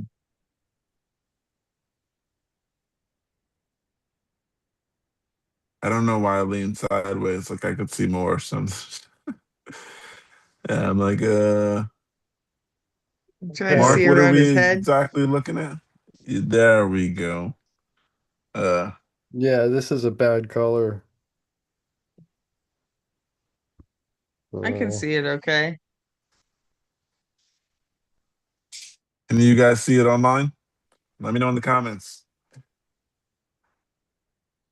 Well, after Mark's head is moved, there we go. Oh, yeah, that's a nice darker color. Um, Yeah, the dark colors definitely show up much better. oh, definitely. Do you guys know that Hallmark actually has more than 100 relationship cards, including bonus mom, bonus dad, bonus son, bonus daughter, bonus stepdaughter, step parents, godchild, daughter in law, son in law, sister or brother in law, and spouse combinations, mom, wife, son, daughter, brother, sister, boyfriend, girlfriend, aunt, uncle, cousin, niece, nephew, grandparents, grandpa, grandma, great grandma, great grandpa. That is a lot of Hallmark cards. That is a lot. For my great grandma, maternal grandma, paternal grandma, uh, yeah, We're they getting have more than specific. 100 cards. It says, yeah, you can do the specifics. I don't see second cousin up here, but you could just call him cousin. They are technically Uh, a cousin. yeah. They don't have all the options up. I mean, all the rest of them up here, but yeah, I don't have that many people alive of all those. Uh, hmm. What is this we're looking at, Mark? a feedback control system. Hold on.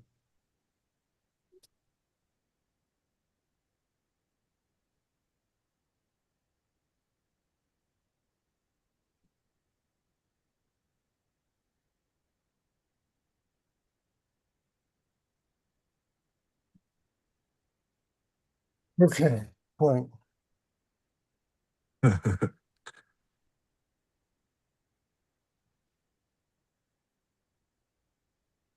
You have beautiful art skills. Thank you. I cannot draw So like that. we have a control system, a block diagram for a basic control system for a rocket. Um, Leaving out what exactly this rocket is controlling or what exactly is being controlled about this rocket. Just for the sake of argument, we're just saying it's controlled. So you start out, you have the input conditions. You tell it, here's what we want it to do, right? And it takes that and it sends that, breaks that out into three different components, right? So the first one is the one we'll need to talk about initially. It's proportional. So these are error components. How far away is it from where it should be? So that's the proportional error. You add that and you send that to the control system in the rocket. And then you have a sensor package in the rocket that gives a feedback signal back here. And that signal is, wait, yeah, hold on. I made a boo-boo.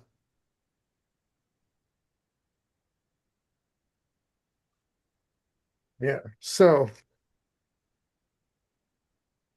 you add your control signal, you take your feedback, you subtract the error from your sensors. So your sensor says you're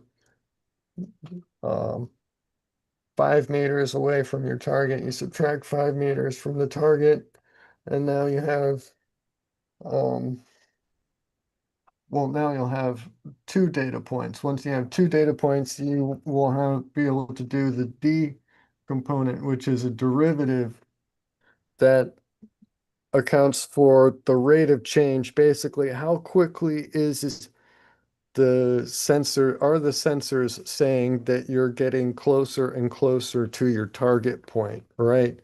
So, um, the okay, first off, a simple example of just a feedback control system, the simplest possible is a P controller. Um, Treat the I and D as if they're zero, and basically a thermostat, the set point on an oven. You give it the set point. What's the error? Proportional, it's at 70 degrees in the house. You want it at 400. Take that. There's the sensor input. Subtract that. You need it 330 degrees hotter. How far are you from that?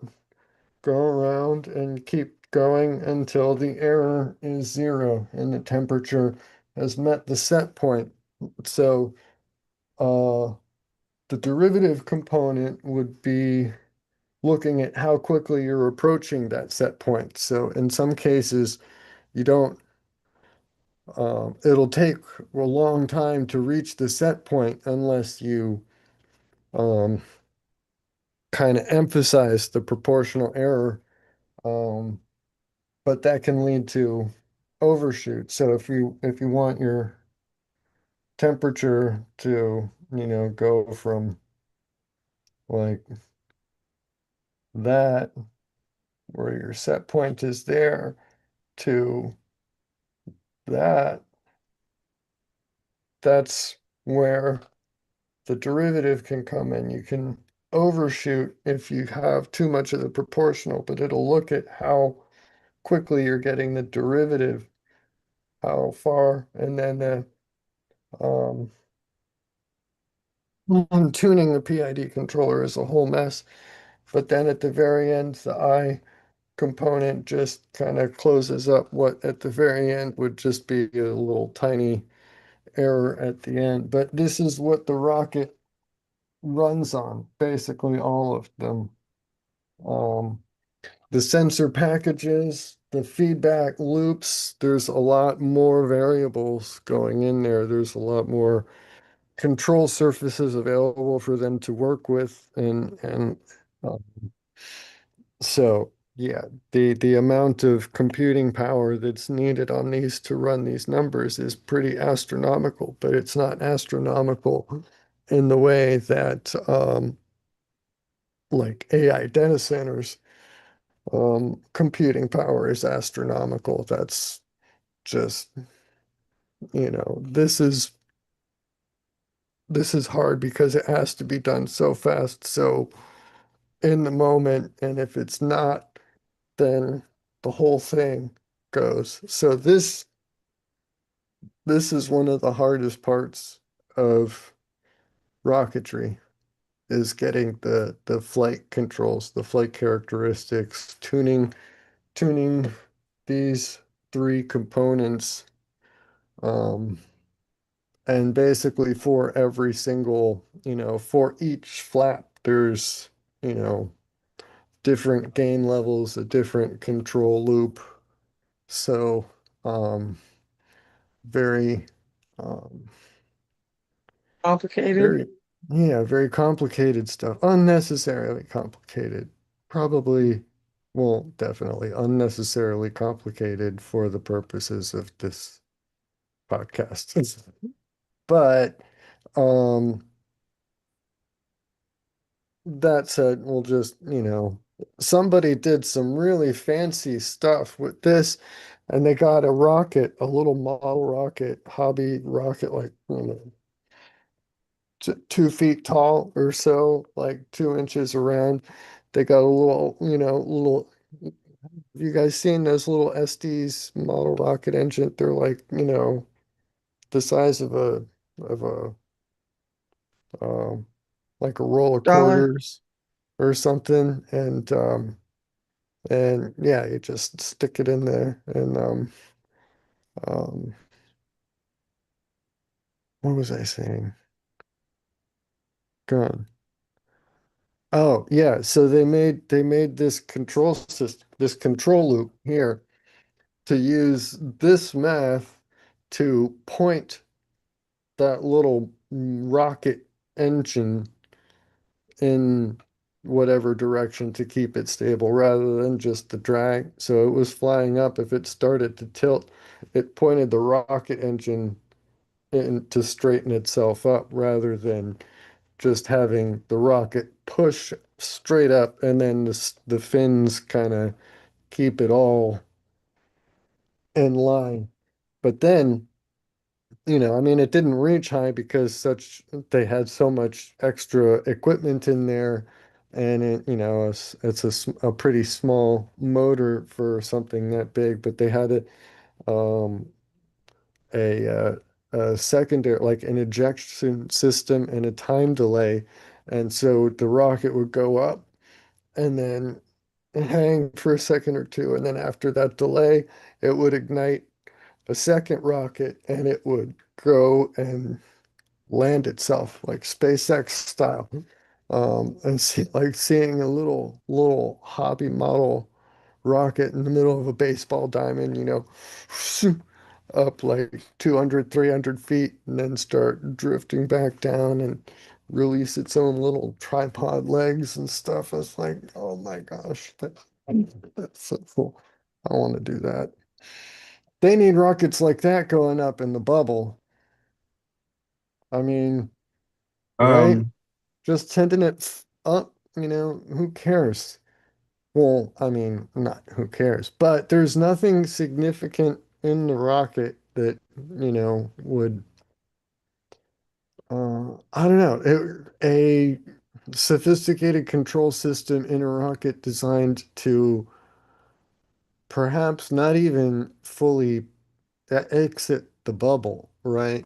Jump and reach a height within that 2,000 meter dome and still come back down, all fully contained within there, is not something that they've done. That's true. Um, when you say SpaceX style, what do you mean by that? I mean, they launched the rocket up and then they land it back down and recover it rather than launching it way up and then popping the nose cone off and having a parachute kind of bring the model rocket back down like all the rockets on Skinwalker Ranch, you know. As I mean, that's the Oh traditional yeah, way you do it, you know. It's like a on parachute or streamers or something, just enough to get enough drag to slow it down enough that it won't fall apart when it hits the ground. yeah. One thing I did watch after watching Skinwalker Ranch, um, they had a lot of rockets on there, and the rockets just kept getting bigger and bigger and bigger, to where eventually the rockets were like this tall as the guys, and they're putting them on the things, and that made me watch videos to where I was watching videos about RC planes that are now getting super big. Uh, that I found interesting, and then my algorithm took me to big drones. So they have huge drones now that are just, the guy was hanging on it and just like flying around. I was thinking that shit's dangerous, but yeah, it's very interesting. And someone also had the boat. They had the carrier ship with the little planes, the RC planes on it. Yeah. I mean, Uh that's yeah. caught my attention. The RC planes. Once you have the disposable income, I guess the only limiting factor is the question, why not?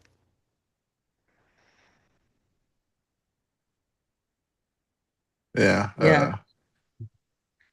Yeah, because Tyler Perry, he has the biggest plane, I believe.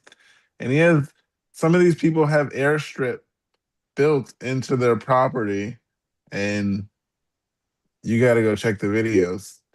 I Like saw, yeah, airstrip for the planes.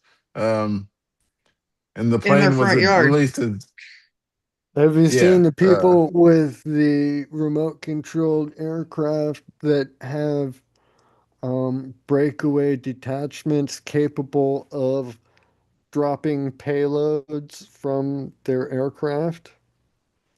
yes. Yeah. I've seen the army Have you looking ones seen that drop videos stuff. of people trying to dive bomb themselves with their own model airplane? That doesn't No, seem but I very have smart. seen an accident, It's so and it was hard to hit horrible. anything accurately with them. You're probably gonna be fine, even if you try your hardest. I've seen a I video would of an not airplane recommend. one, and it I, had an I, accident and the whole plane blew up. It reminded me of a plane accident. Uh, it like landed in a field and everybody ran out there with the fire extinguishers. Plane at least as long as a little small Toyota Corolla. Uh, that's the length of it, and the width is about the same length or bigger. So Yeah, made me watch so many shows. they're flying a Corolla around and crashing it. They did. They don't intentionally like do that, because some of them, when I was looking at them online, they're like $54,000, and I was like, I don't want one. It's just interesting, and I have nowhere to store these because these are like need garage space. These, I You was got to like, build a these hangar. guys are hobbyists. Isn't hobbyist the word for it? Yeah, these guys, they love those planes, and yeah. Well, And if you can Google, I mean, afford a YouTube fifty just giving thousand me more dollar and more videos. if you can afford a $54,000 toy plane, you can afford to build a hangar for it and a runway. Yeah, and he did. Yeah, I forgot the guy's name who has a YouTube, but he makes those really big, nice planes, and yeah, made me interested in it. And then the algorithm took me to drones after planes, and then it showed me boats, uh, like the plane Oh, carrier in the army. They had a God, huge one like something. that with little planes on it. Uh, yeah, Why have just Hold one? on. Hold on.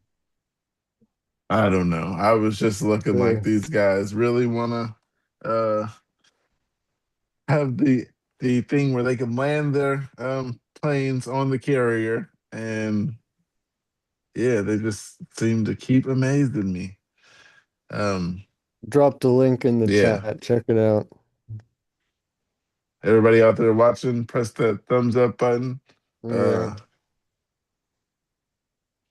let me know what you guys are thinking about today's live stream. I was thinking of a word for it. Um, That that guy driving a remote control lawnmower. they might have those. I don't know. Oh, something that Mark sent to us. I didn't see that. That's one hell of a lawnmower. It isn't like oh, I don't didn't see it. Mm.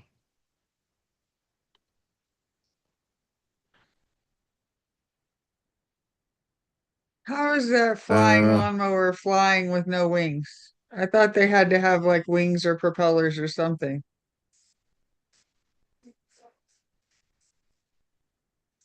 you know Mark to find the stuff. Oh yeah, always. Um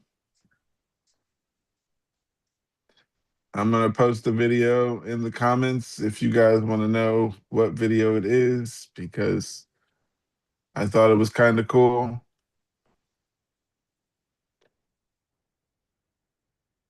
I just want a remote control lawnmower so I don't have to pay someone to mow my lawn.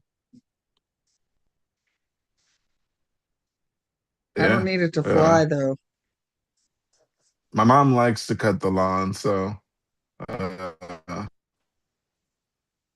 she does it just she loves to do it. If you want to I don't check know. out this lawnmower that Mark sent us, check that link out. Uh, yeah, but go ahead. You like yard work? No, I hate yard work. What were It's you not gonna good for say? my Because back. you started to say something and then I cut you off with the yard work. I still just don't understand the flying lawnmower, but I want a remote control lawnmower. Okay. I want that swamp buggy too, Mark. Um, The swamp buggy I was forgot what from else. I think episode 3 of Beyond Skinwalker Ranch when they go to the Everglades. Hmm. Um, I forgot. I keep forgetting what I was gonna say. But we got a comment here from Angel. It says, "Love it. Some of it got me really thinking, and Mark's lesson on rocket was very interesting." You're on You mute, muted, Mark. Mark. Your lips are moving, and I can't hear you. I said that's very kind of you to say, Angel. I know it was boring. You don't need to be. No, It's he said it was interesting. good. He said, "I love it. Some of it got me really thinking, and Mark's lesson on rocket was very interesting." Some of it got him thinking, and my rocket lesson was separate from that. Well, I thought we were Just going to get reading more too than much that. into everything. I don't know. But yeah, there we You showed go. us that too, right there. That was interesting. Yeah. I need more whiteboard practice. I'm not quite so good at it. I was never a TA, so I didn't do the You I weren't whole. can't draw responsible. without having a stable arm. So you drawing like that, I can't. That you're doing good. I have to have my arm stable on something. I don't know if I shake too much or it just doesn't look good when I try to draw like that. Well, I mean, Uh, I'm in art. I do draw and paint and you oh, know, you got me there. I try to mm, paint every now and then. mm. I It's have been a this long good time, paint from the but Dollar Tree. yeah, I used to. I don't Yeah. anymore though. People said they're loving the rocket lesson, so the rocket lesson was very interesting. nice. Good to know. I I Imagine Is they think it there's so fun? probably much have more I can fails. learn. Hmm? Go ahead. Definitely. I was just saying, I bet they have fail safe upon fail safe for if that messes up too. They have backup Well, systems. aborts. Yeah, yeah, redundancies and aborts. Um, yeah, the computer. Yeah, I don't know. They would have to have a backup computer. Sensor redundancy. Yeah. But I mean, each individual component of it can be, redundant enough to make the whole thing robust, far more than if you simply just took the entire system and duplicated it. If there's a like at the individual component level redundancy at the control systems. But yeah, control systems in particular are very important to have redundancies. Yeah, Um, otherwise Especially, SpaceX will crash through your roof. right, yeah, especially in aerospace and rocketry and so where every little bit of weight counts. Control systems are one area where you double up by policy. It's not a weight savings question, period. I mean, and the control systems that are needed are really beefy. This is just a single variable here. Once you get, you know, every single part of an entire large system, to the scale of a Falcon 9 rocket, they're controlling each individual engine nozzle of 9 different engines at the bottom, plus grid fins up at the top, plus cold gas thrusters, um, all at the same time. All need to be working perfectly with each other in real time. Um, and yeah, any slight trip, any skip, misstep between sensors, um, it just, yeah, catastrophic. So that's why there's so many more scheduled launch attempts than there are launches because, um, Something yeah, won't check out and they'll have to start over. yeah, yeah. And I mean, there's a saying in NASA that space is hard, and yeah, it is everything about it. Um, so, um, Me and you were once talking about space jellyfish. oh I yeah, forgot exactly what it was. yes, yes, yes.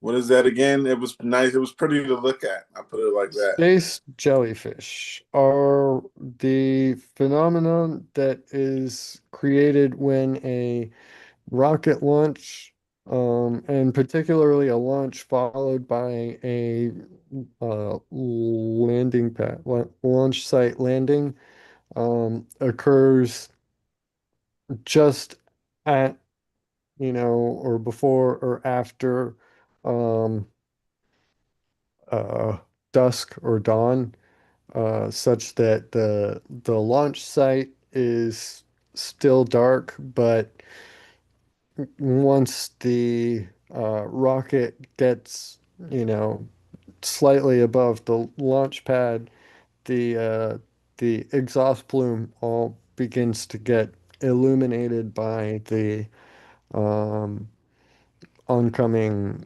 sunrise or sunset.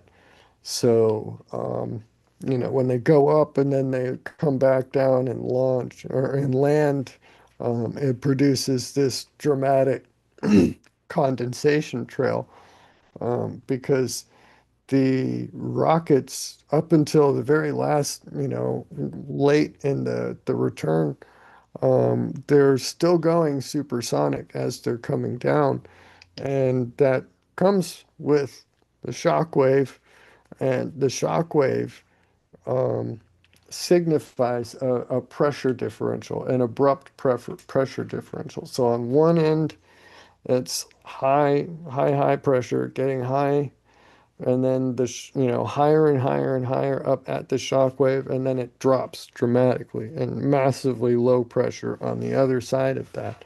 So when that's happening in the atmosphere, a change in pressure, um, along with a change in temperature, because there's going to be heat, there's friction with this rocket coming back down. Um, that's prime conditions to cause whatever humidity happens to be in the cold air in the morning or in the evening, or not necessarily in the evening, but especially in the cold air in the morning, causes it to condense out. So even if the rocket isn't burning back down the whole time, um, by virtue of simply being supersonic and its speed on its return, um, the whole process will produce this contrail leading straight down to the landing pad. And if you're from a viewpoint far enough back, you can see the actual shock cone of the um, of the um, hold on, I'm trying to find. I have one of my favorite space jellyfish on my phone here, and I'm trying to figure out which album it went into.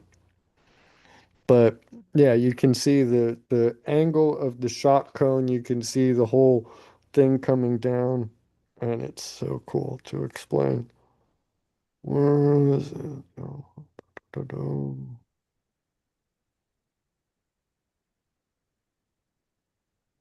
Mm, well,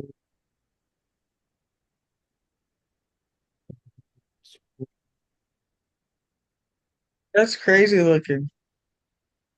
yeah, you see the Yeah, I Googled it.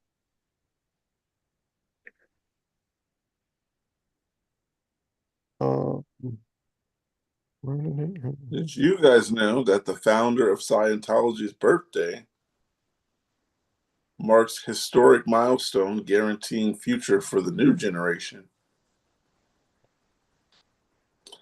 Um, what is that?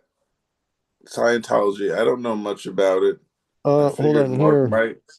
You see Uh, the I don't know, can you see the image very well? Yeah, so yes. the rocket went up. This is, you can see there's like a loop.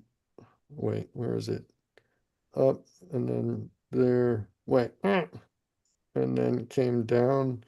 But this is the rocket. You can see the angle there. That's the shock wave of the impending sonic boom that the people down at ground level are about to get. Um, and so all of this up in here is all moisture, humidity getting condensed by the low pressure drop, sudden pressure drop there. Um, and then, yeah, I don't think it's just lit. It's hard to see because the details, but it's just lit. It's landing burn. I don't know if you can make that out any better.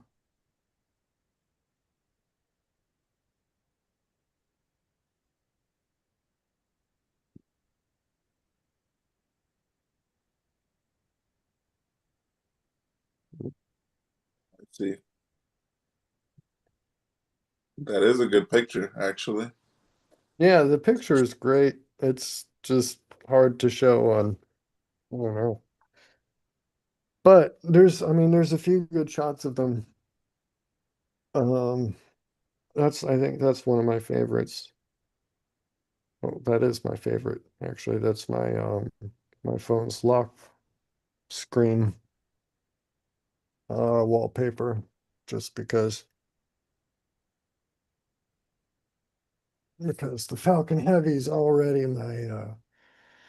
um my Random phone's topic. wallpaper.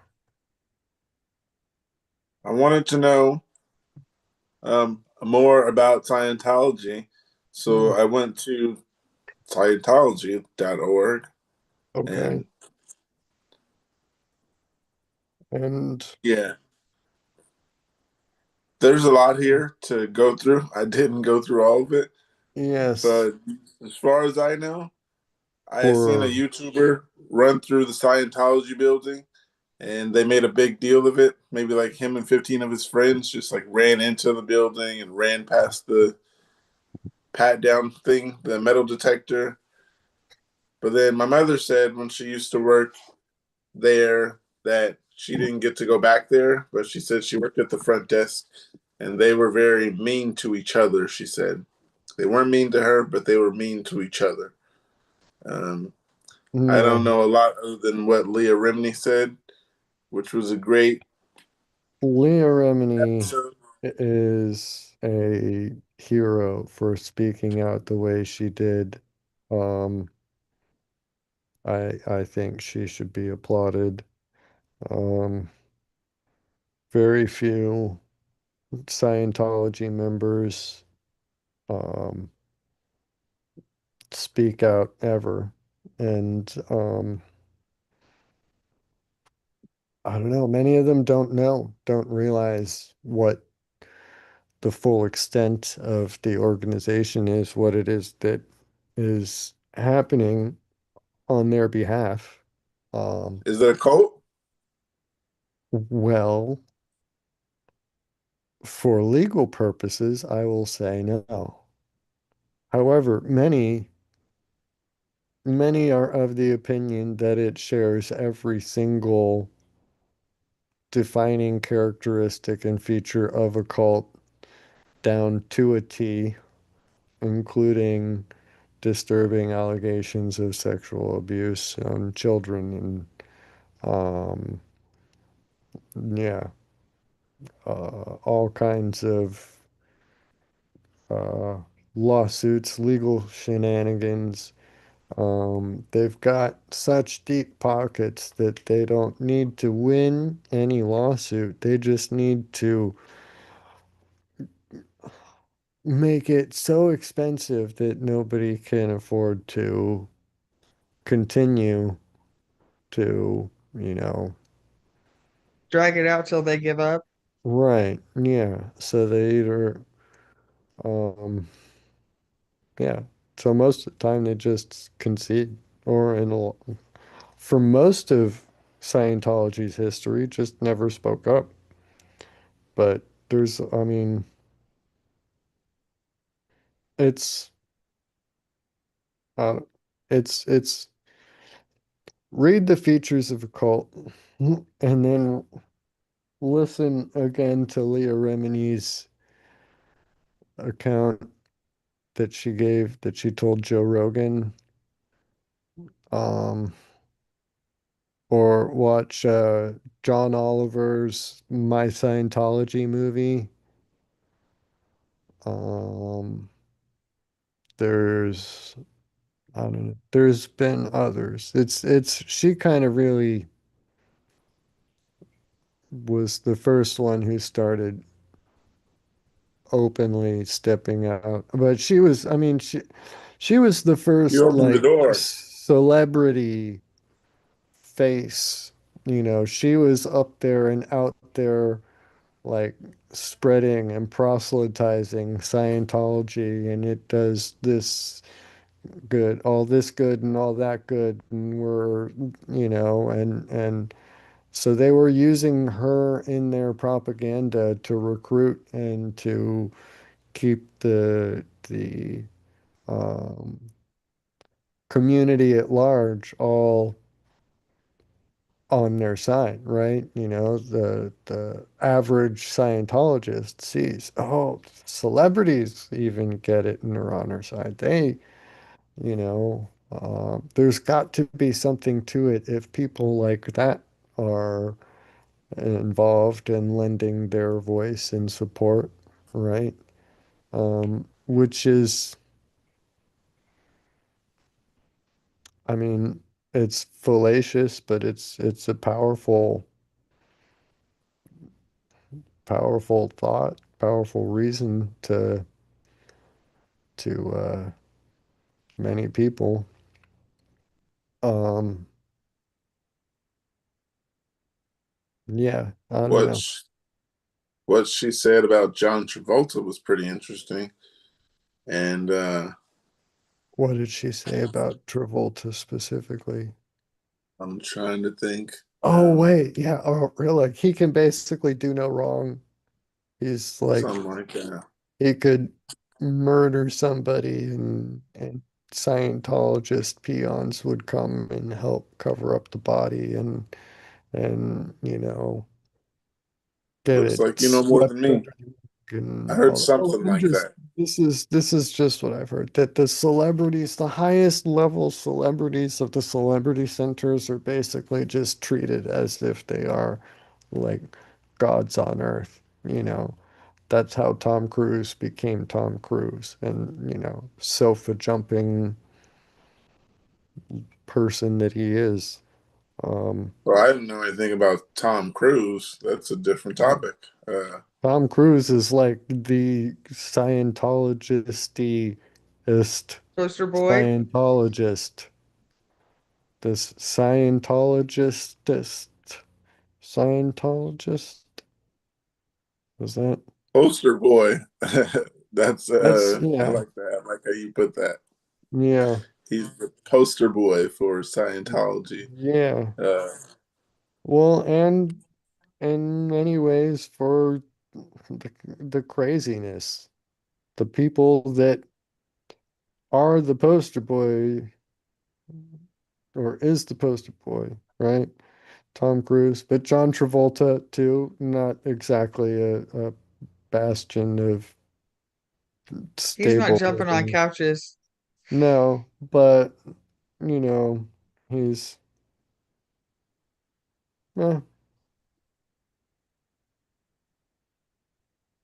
um, yeah, like I said, I don't know much about it other than what she said, and then my mom, um, yeah, just said she would see them be really mean to their own people. Uh, that says so much about an organization, the way that they treat their own people. And if that's what they're willing to do to their own, what are they willing to do to you to get you under their control, on their payroll, or get you on their in their coffers? I don't know. You're the one paying for it, right? Not them.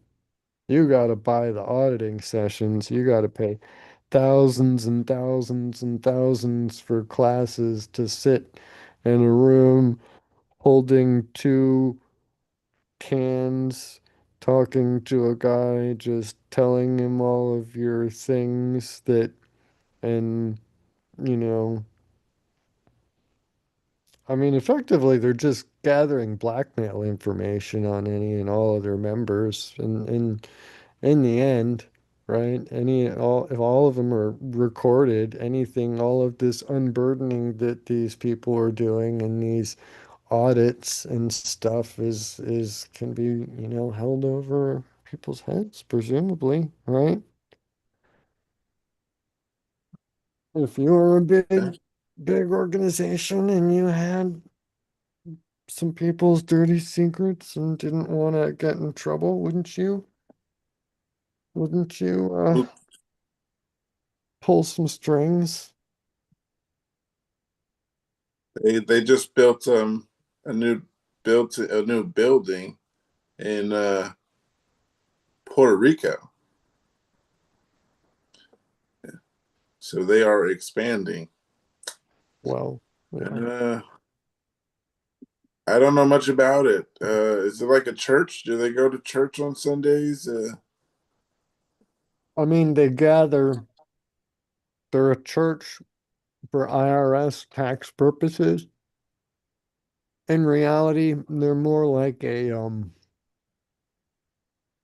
Cult? a Ponzi scheme with cultish trappings. The the Pyramid. congregation all give up, pay their life savings, live hand to mouth to afford buying all these bullshit self-help session, well, not self-help, these bullshit auditing sessions, meaning like all the while being told that mainstream psychiatry is the root of all evils, that it is the devil, that, I don't know. I think I remember hearing it's been hypothesized that um that L. Ron Hubbard, having failed to get accepted into um psychiatrist school, um kind of got butt hurt and decided, you know, I'm gonna do my own thing or whatever. He wrote Dianetics as a, self-help book and thought it would be so well received by the psychiatric community, and they all kind of like laughed it off as like this is just bullshit, nonsense, pseudoscience from an idiot who doesn't know anything. Um, I mean, he was a science fiction writer. What does he know about anything, right? He had no formal education in any medical fields or any. I mean, literally, he's a science fiction writer trying to play himself off as an expert. So, yeah, they laugh. He goes, he's like, their whole profession is bullshit. I know what's really going on. You gotta come to me and hold these two cans, and that's their e-meter thing, and they do these audits. Basically, all it's doing is picking up changes in skin conductivity. It's not actually anything, but they claim that it does something that they don't have to disclose, because the average person wouldn't understand it anyway, right? It's part of their science, religion, something. Not a religion, not science. Well, not scientific, but not, yeah. A lot, I don't know. I got a lot of problems with Scientology.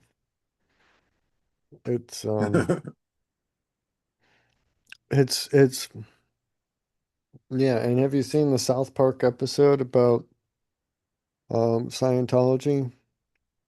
No, have not, but I will go watch it today. Um, any heads up? What am I Hold looking on. for? Yeah, well, I'll just give you a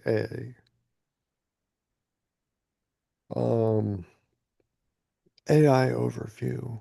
Brief AI overview of, this is leaked but known from the Scientology's internal confidential upper level teaching. So normally you got to go through all of these courses, all of this, you got to pay per for monitoring sessions and this and that, and so buy courses, buy books, attend these seminars, this and that and whatever. And you get to a point eventually, there's these higher and higher levels that each time you go up, you get, there's an additional level of the truth of the beliefs or revealed or whatever. So this, these they call these operating levels OT3. Operating level 3 is where you learn the real, like, the meat and bones of the Scientology um, uh, core stuff. It'll get you in a lot of trouble if you talk about it openly in Scientology buildings in anywhere, especially Celebrity Center, Los Angeles. Um, no, no. But um, Xenu or Zimu is a central figure in confidential upper level operating Thetan level 3 teachings, OT3 teachings. According to this doctrine, Xenu was a galactic tyrant who 75 million years ago brought billions of souls to Earth, killed them with hydrogen bombs, and their quote, body thetans now cause all of human suffering. So, the key aspects, the narrative is that Xenu ruled a 76 planet galactic confederacy and allegedly brought billions of beings to Earth, which they called Tigikak. I don't know why that was important for him to include, but that's what Zemu called Earth is Tigikak. And the ships that they arrived in looked like DC-8 airplanes. If you've ever seen a DC-8, McDonnell Douglas DC-8, look it up. Just like a normal passenger airliner. He's not even that creative with his creative bits of his religion that he's inventing. Um, the body thetans, the spirits of these victims or body thetans, attach themselves to humans, and those attachments cause psychological and spiritual harm. The narrative is revealed only to advanced members to help them identify and release these attached spirits through specialized auditing. So, it reveals to you a specialized, these new attachments that now you need more specialized auditing to get rid of these attachments of the body thetans, right? You've unlocked more to pay for, more classes that you need to take, right? Does it sound like there's a theme coming here? You got to buy, pay for these classes, learn, get these courses, do their mm, therapy. Um, and the Screams more you cult. do, the higher you let, huh? I said it screams cult. Yeah, yeah, yeah, yeah. I mean, you said it, not me. Note, Scientology lawyers. Yeah. No. Um, but yeah, so yeah, and the confidentiality, the information is considered advanced technology only disclosed after extensive costly training. So, yeah, it costs hundreds of thousands of dollars to get to that level. And How do that's I another join? part. That's another part of the cult aspect of it is that I mean, it's isolating, right? But there's, Do even you though ever you think I could know, infiltrate? even though you can tell that this is ridiculous, I doubt that anybody who's in it actually really doesn't see that this is absurd in some way, to some degree, or whatever. But um, it's cost them so much to get them to that point, right? They've spent so much, lost so many friendships, so many weekends that they could have been enjoying with their kids and all of this stuff, all of their entire nest egg life savings, retirement is completely non-existent because they've handed it over to the Church of Scientology in order to be told that and that they need to give them more now in order to learn more about that advanced teaching, right? So that's the Ponzi scheme part that I see. And then there's the culty part, which is a lot of the control and everything. But they need to believe that even though that it's absurd, they need to latch onto it and believe it because otherwise that would mean that everything that they've done up to that point, all of that money, all of those relationships, everything that they lost as a result of Scientology was all a waste. And if that's the case, then they've fucked up their life tremendously and have nobody to blame but themselves. And that's a hard pill for people to swallow. That triggers a lot of cognitive dissonance, a lot of like existential discomfort. So the easiest way to deal with that is to push it aside and just continue blinders on, focus on what I know. And I know what I know because I need it to be just that. Otherwise, step back without the blinders, some critical thinking, and the whole thing is like house of cards falls apart. Uh, yeah, it's it's sad. It's sad that so many, I mean, and this is only a tiny number that are actually getting this, celebrity center treatment. Most Scientologists, especially, here in Florida, St. Petersburg with the big like Scientology. I think they call it Big Blue.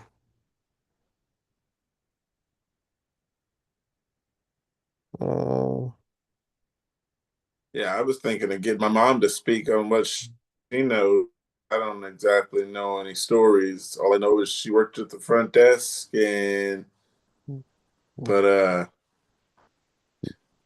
I think if anybody out there thinks it's enough to bring my mother in and tell her Scientology stories from her days of working there, let me know. We might be able to get her in here today. Uh, yeah, going yeah. along with what Mark knows, what I've seen on YouTube already, we could probably put something interesting together. Flag. Hold on. Flag service or let me see now.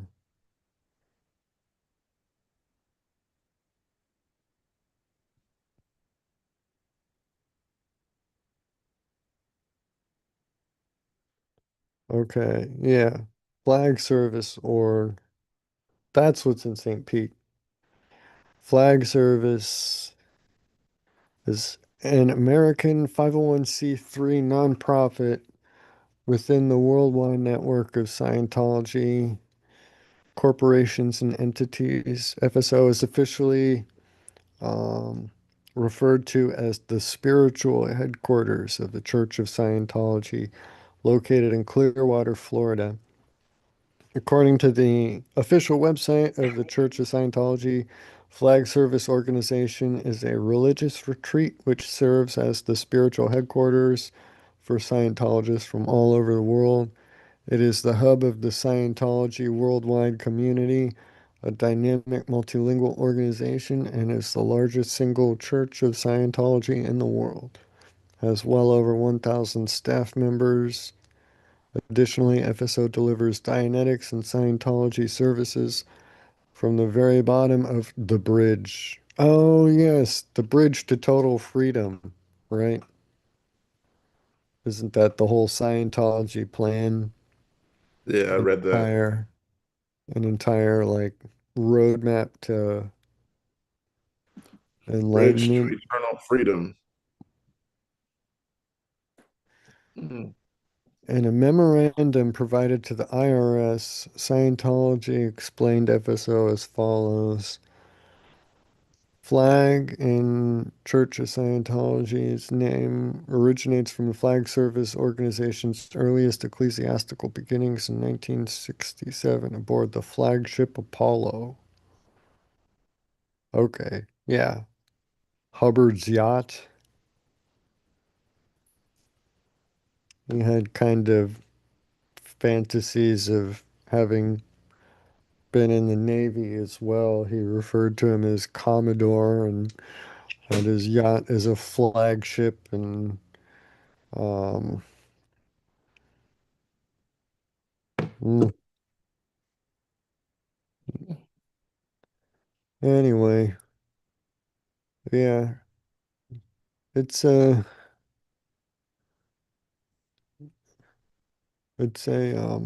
oh here. This might be something to talk about maybe another time. Be interesting to hear Andrea's thoughts on this, but there is a Scientology controversy. Uh, I mean, imagine that, right? Good argument. Um, Lisa McPherson was an American Scientologist who died in the care of the Church of Scientology in Clearwater, Florida, after a minor traffic accident where McPherson seemed unharmed. She removed her clothes in the street, and paramedics transported her to a local hospital. In order to avoid psychiatric intervention, local Scientologists convinced her to leave the hospital and seek care at the nearby Church of Scientology Flag Service organization. There, she was held against her will for 17 days without any medical care while her physical and mental condition rapidly deteriorated and she died. Following the report by the state medical examiner that indicated that McPherson was a victim of negligent homicide, FSO was indicted on 2 felony charges, abuse and or neglect of a disabled adult, and practicing medicine without a license. The charges were dropped after the state's medical examiner changed the cause of death from undetermined to an accident on June 13, 2000. Civil suit brought by McPherson's family was settled on May 28, 2004. So that's that would be something worth bringing back up. Yeah. And if your mom wants to talk at all about Scientology, if I would love to hear her anything she would like to share about it. As long as she's comfortable sharing it, you know. Don't pressure her to come on if I don't she I doesn't think she's strike me as down. she doesn't yeah, she doesn't strike me as the type to be kind of, a little timid because of, some corporate bullies, right? I mean, I could just have her voice. I could just ask her questions and she could answer. Yeah, just keep it anonymous. Yes, She'd be more than welcome to do that. give her a pseudonym. Oh, we could figure out how to do one of those like police Mom, interview style like voice changey things or something. I don't know. We should wait until Andrea's here. She'd wanna talk. Mama she's Pookie too. already on the way. Oh, okay. Well, No, Hello, family. hey, hold on. What's wrong? how you Uh, doing? I'm good. And yourself? some Doing questions great. about Well, thank you for asking. Scientology place that you worked because I know nothing about it, but I just remember you saying they were mean people, and I forgot what else it was. Yeah, that was by far the weirdest job I had. They didn't pay me. No? No, they didn't. That's why I quit. They was talking about some donations and shit. And I was like, donations? You could have told me this when you hired me. That could have gave me a choice. But as I was sitting there talking to one of my coworkers, they have this, I'm not exactly sure what it's called. It's like a counseling, but they are some mean people. The way that they talk, you just, you have to experience it for yourself. Oh my goodness. It's some weird shit going on in Scientology. Mm. I worked there for 2 weeks and I quit. Wow. Yeah, they're really something different. Give me an example of like they're mean to each other. The way that they counsel and talk to each other, yes, it's very cruel. It's very I need to Google some words because they're different. They're really different. I've heard, aren't they I kind feel of bad. encouraged to like watch and spy on each other, snitch on each other if they're not like doing everything exact Scientology way? Or Oh yeah, yeah. they're some kind of, I would say they're like a cult family. Mm. Hey, I mean, to each his own, but uh, Yeah. yeah, they're different. Yeah. I mean, it's scary. yeah, Some of the things that some people have said coming out of it. Um, Yeah, there's a lot of actors nowadays coming out of Scientology. John mhm. Travolta, he's in he's part of that Scientology. mm, It's a lot of actors and famous people that is into it, but they're different. They are something different.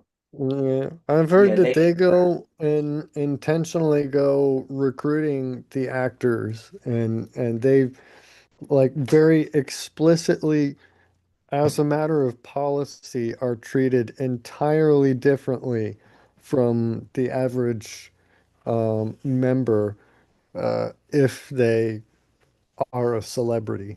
They get special treatment, they get they don't get mistreated like that. Um, kind of ha things handed to them. Just um, yeah, they're weird. yeah. they get to actually voice their opinions.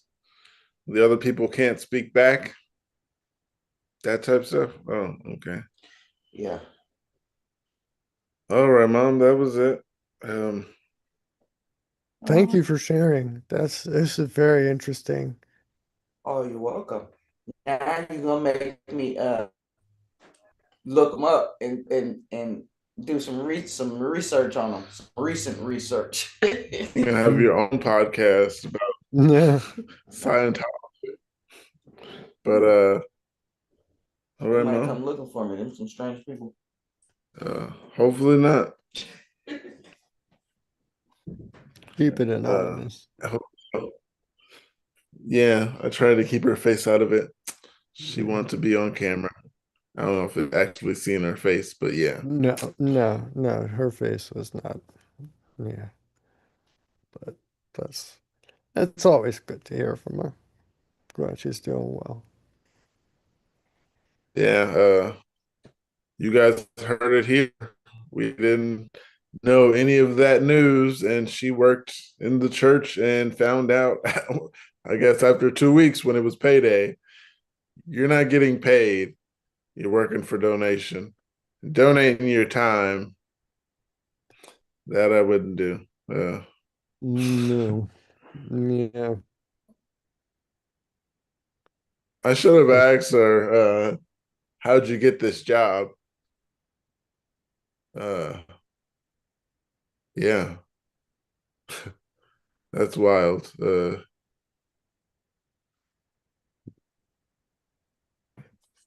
Yeah, basically, yeah, the weirdest job she ever had. That's what I do remember her saying. But Mark, I doubt there are many weirder jobs out there. That's a pretty unique one. right? Um,